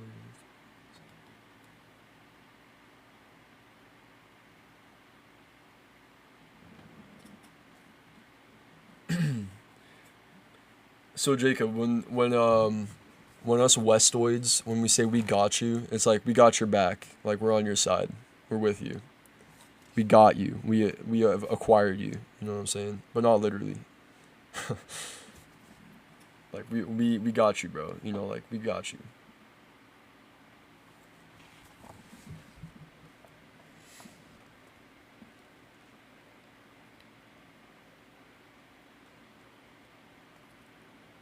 Autocrats in countries like Nigeria, in bed with the polluting oil companies, have waged brutal war upon environments, going so far as to hang popular leader Ken Saro-Wiwa. In recent years, conservatives within and without Congress, fueled by corporate lobbyists, have supported measures that would 1. Prevent the EPA from keeping toxic fill out of lakes and harbors, 2. Eliminate most of the wetland acreage that was to be set aside for a reserve, and 3. Completely deregulate the production... Oh, nope, that's not the last point. That's far from the last point. 3. Completely deregulate the production of chlorofluorocarbons that deplete the ozone layer. 4. Virtually eliminate clean water and clean air standards. 5. Open the unspoiled Arctic wildlife refuge in Alaska to oil and gas drilling. 6. defund efforts to keep raw sewage out of rivers and away from beaches. 7. Privatize and open national parks to commercial development. 8. Give the few remaining ancient forests over to unrestrained logging. And 9. Repeal the Endangered Species Act. In some, literally hell on earth fucking bill. Holy fucking hell, dude. Like, Jesus Christ. In some, their openly professed intent has been to eviscerate all our environmental protections, however inadequate these are. They want to literally kill us, dude. Like, holy fucking shit. Is it any more obvious? Like, they want us to die. They want everyone to die. It doesn't... how beautiful it is outside doesn't fucking... You think they care about, oh, I don't want to spoil the nature. I could get to you. They don't fucking care about a view. They can get any view they want. They could have some little-ass reserved land.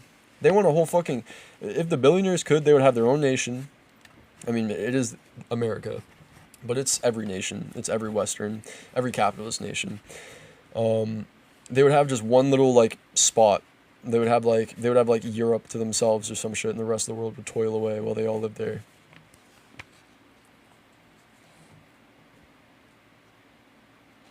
Conservatives maintain that there is no environmental crisis. Technological advances will continue to make life better for more and more people. End note.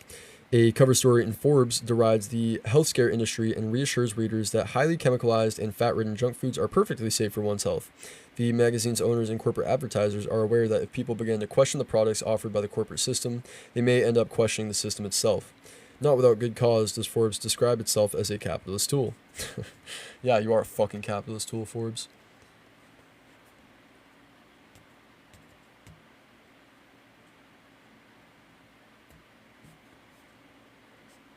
Yeah, it's just, I mean, you collect in history. I mean, if you're a fucking communist, like, interest in World War II, that's pretty understandable. There's a lot of overlap there.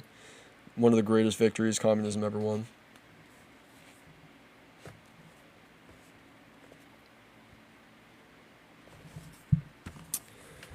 One might wonder why rich and powerful interests take this seemingly suicidal anti-environmental route. They can destroy welfare, public housing, public education, public transportation, security, Medicare, and Medicaid with impunity, for they and their children will not be thereby deprived, having more than sufficient means to procure private services for themselves. But the environment is a different story. Wealthy conservatives and their corporate lobbyists inhabit the same polluted planet as everyone else, eat the same chemicalized food, not true, and breathe the same toxified air. In fact, they do not live exactly as everyone else. Okay, yeah. I'm glad. I didn't think he would make that assertion seriously, but shit. Yeah, of course they don't fucking eat the same food as us, or even breathe the same air most of the time. They experience a different class reality, residing in places where the air is somewhat better. Yeah, literally what I just said. Where the air is somewhat better than in low to middle income areas. They have access to food that is organically raised and specially prepared. The nation's toxic... I'm Parenti for real. The nation's toxic dumps and freeways are usually not situated in or near their swanky neighborhoods. Yeah, I'm not fucking Parenti. Any Marxist with a functioning brain would come to these conclusions before Parenti spells them out for us. But the fact that he says them, goated mans. Goated mans. The pesticide sprays are not poured over their trees and gardens.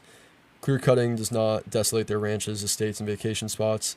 Even when they or their children succumb to a dread disease like cancer, they do not link the tragedy to environmental factors, though scientists now believe that most cancers stem from human-made causes.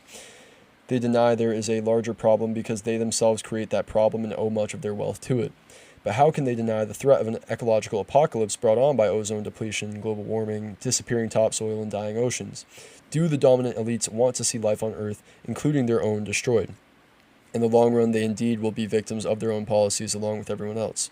However, like us all, they live not in the long run but in the here and now. For the ruling interest, what is at stake is something of more immediate and greater concern than global ecology. It is global capital accumulation. The fate of the biosphere is an abstraction compared to the fate of one's own investments. Furthermore, pollution pays while ecology costs. Every dollar a company must spend on environmental protections is one less dollar in earnings. It's more profitable to treat the environment like a septic tank, pouring thousands of new harmful chemicals into the atmosphere each year, dumping raw industrial effluent into the river or bay, turning waterways into open sewers. The long-term benefit of preserving a river that runs alongside a community, where the corporate polluters do not live anyway, does not weigh as heavily as the immediate gain that comes from ecologically costly modes of production. Solar, wind, and tidal energy systems could help avert ecological disaster, but would bring disaster to the rich oil cartels. 6 of the world's top 10 industrial corporations are primarily involved in the production of oil, gasoline, and motor vehicles. Fossil fuel pollution means billions in profits. Ecologically sustainable forms of production threaten those profits. Immense and immediate gain for oneself is a far more compelling consideration than a diffuse loss shared by the general public.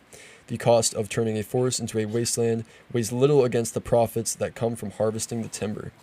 This conflict between immediate private gain on the one hand and remote public benefit on the other operates even at the individual consumer level.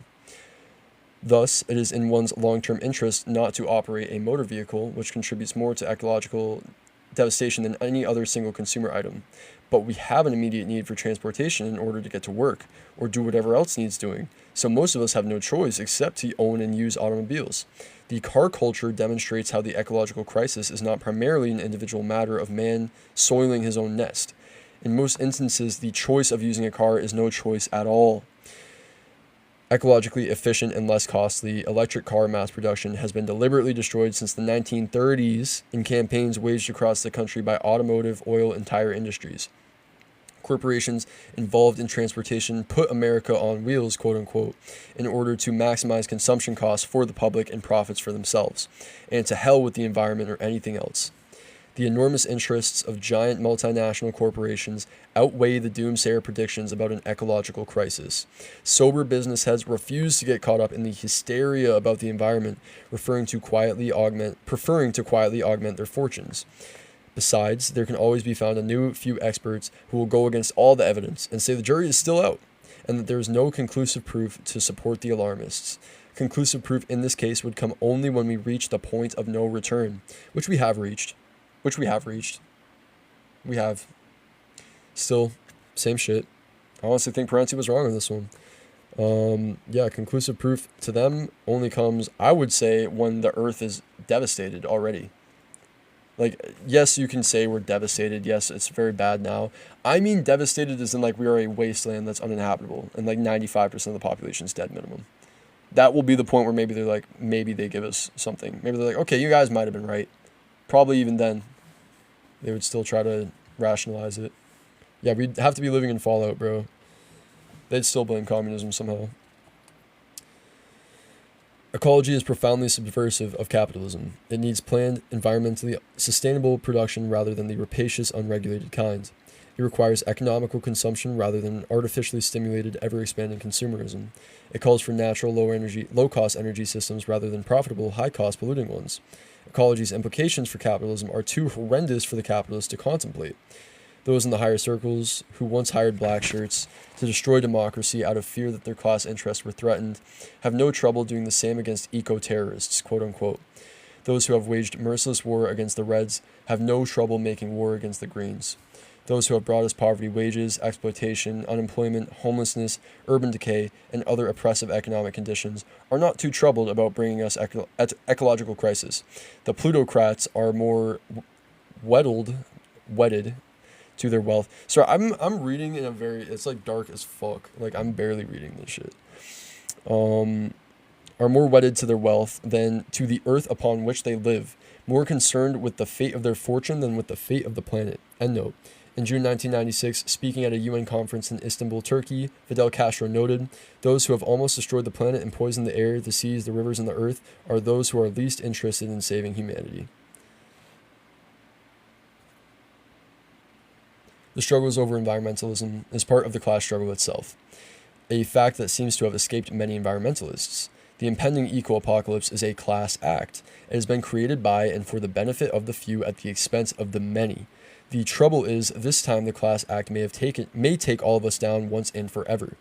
In the relationship between wealth and power, what is at stake is not only economic justice, but democracy itself and the survival of the biosphere.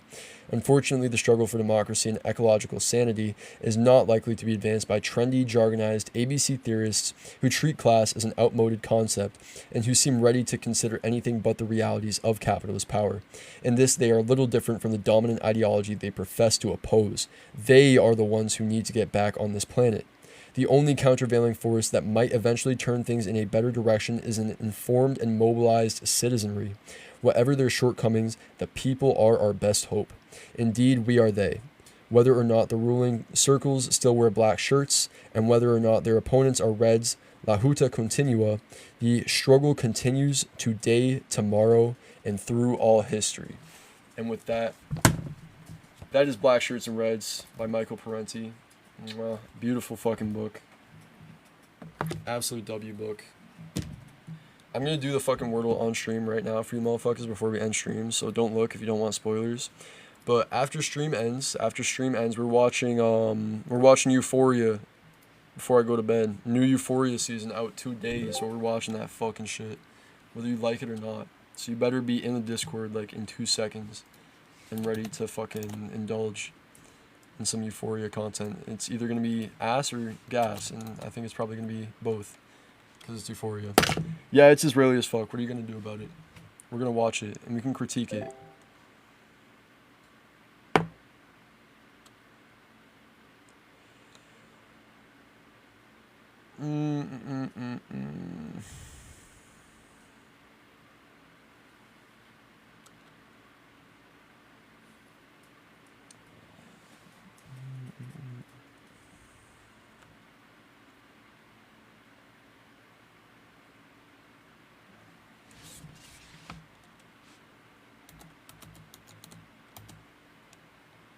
Oh my god. What the hell? Okay, I'm following you now, comrade. W's. Oh, this one is cooked. Okay, hold on.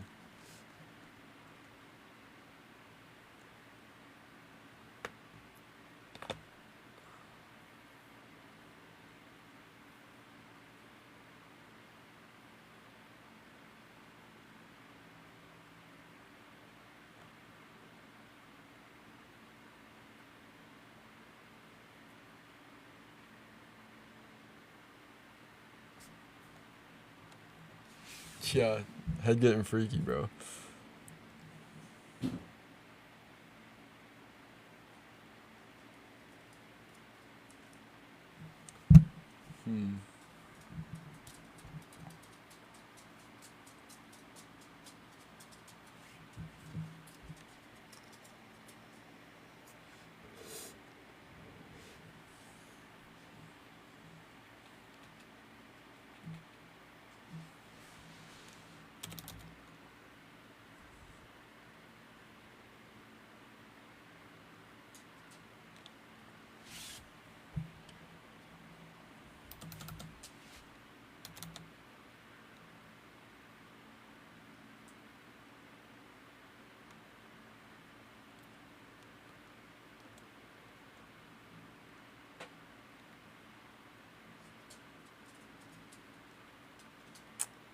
Yoy.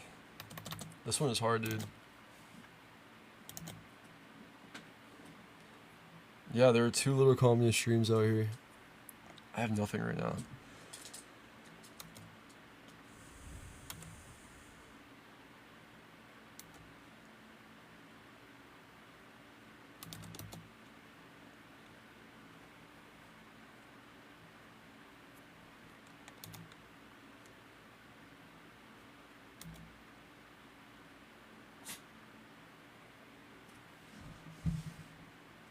What?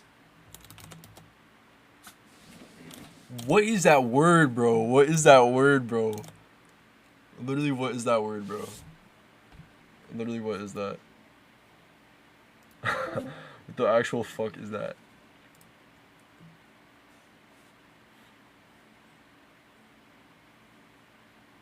I wish I could time travel back and sniff Che's musty pits. We're best friends.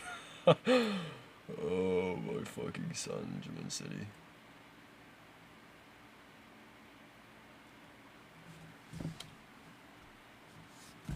Is this the general chat or what?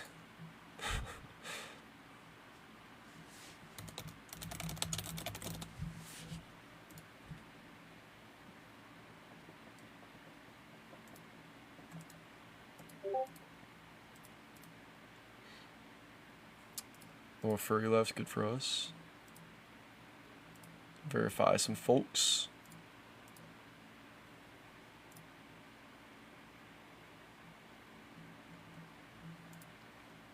Alright, so y'all best join up in this fucking Discord. Y'all best. That link right there. Right there. All right there. You see that? All right there. Hop in this fucking Discord.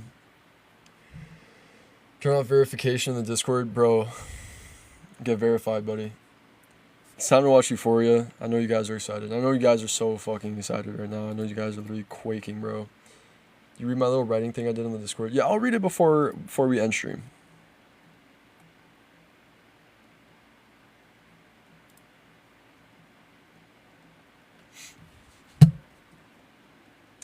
Much of a woman's value is placed onto whether she is in a relationship.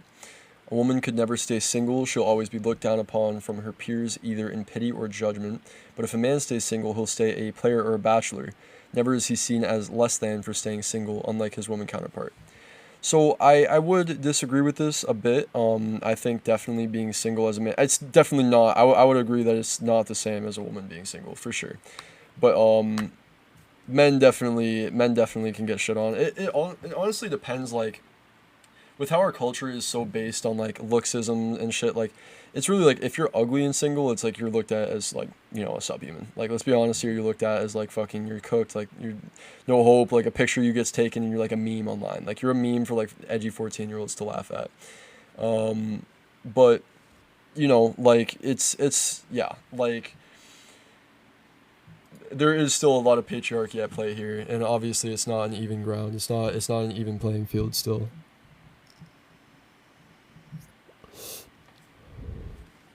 Double standards only get worse with a woman's age, because another point of value for a woman is her youth. Very true, but youth and relationships are tied together. The older woman a woman gets, the more judgment and pity she'll face for being single, because it has been shoved down our throats that a woman is only useful for her beauty, and of course you are only seen as beautiful if you have smooth skin, because age isn't pretty. Her peers will look at her and think poor her. They will convince themselves that this is only about them not wanting the woman not to be lonely. That this is only about them not wanting the woman not to be lonely. They want love for her. There's absolutely no other reasons as to why a woman is pitied for not being in a relationship, because relationships are all about love, right? It's definitely not because it's believed that women need men, because who is a woman without a man? Who is a woman if she is not someone's wife? I'll tell you what she is nothing. Because she isn't seen as someone, she is seen as something to own. And what happens to products that aren't bought before their expiration date? They are thrown out as they have no value anymore. Because a woman is simply seen as something to own and exploit, and if she is no longer of value, then she has no purpose. A woman must marry before that expiration date. She must be bought and sold. That is why a little girl is brought up with ideas of marriage, that getting married will be the greatest day of her life. That's fucking true. I mean, I ain't no girl, but I have a sister. I know about this shit somewhat. Getting married to a man and having his children is the most important thing that little girl must do in the entirety of her life. Also, like a product of our very like heteronormative society, which, I mean, you can blame that on capitalism or not, but I think this is something we can move past with or without capitalism. It just requires a much more concerted effort from us communists to educate people. I really think we can transcend like social boundaries that like can't maybe directly be regulated by the state, but they can always be influenced, and it'll be kind of a feudal struggle outside of a socialist society, for sure.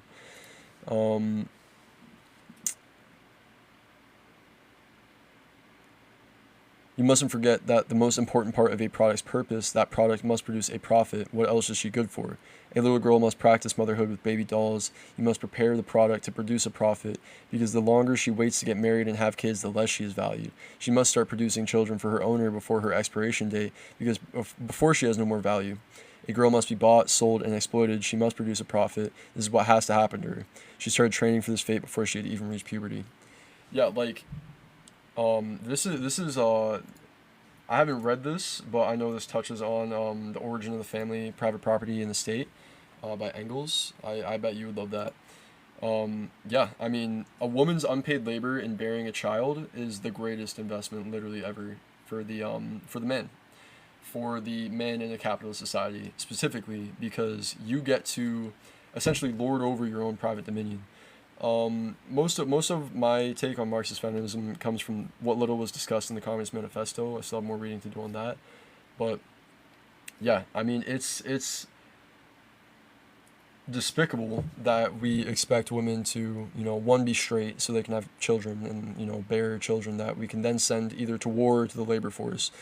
And two, that she needs to do it all off her own backbreaking labor with not a single complaint or no help or no nothing, bro. You pay for that all yourself. You pay for that child. That's your child. That child ain't not. Yeah, we're gonna use your child and exploit them for their entire lives, but you know, it's your child. Like, it's, you know, it's freedom basically. Yeah, I can tell patients it got that pain in it for sure.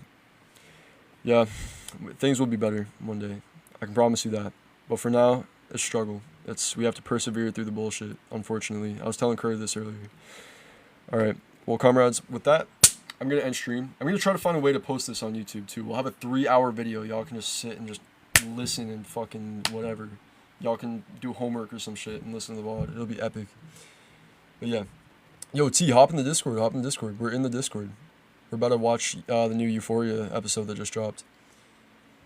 I was just saying, Kurt, how we were talking about like we were more talking about motherhood in capitalist society, but I was kind of saying how like it's hard to say that like women's issues and like, you know, social issues like this, not specifically just women, but it's hard to say that we must push on through them and like that we, you know, but what's the alternative? Is it just giving up? Like I said, like it's just conceding your family history to the bourgeoisie. That's kind of cooked. So yeah, we have to, maybe push on through is too reductive and too like vague of a statement. You have to fucking be a communist is what I fucking mean. Read communist theory and learn how to best fight for your fucking rights. Push the fuck through, motherfuckers. Persevere. Alright, comrades, stream is fucking over. Bye, dude, you're the most interesting person I ever met. Dude, thank you fucking Jacob, bro. Goodbye, comrade. Alright, stream's over for real this time. Hop that motherfucking Discord. We're gonna chill. We're gonna hang out. We're gonna vibe, etc. Alright, I'll see y'all there. Much love, comrades.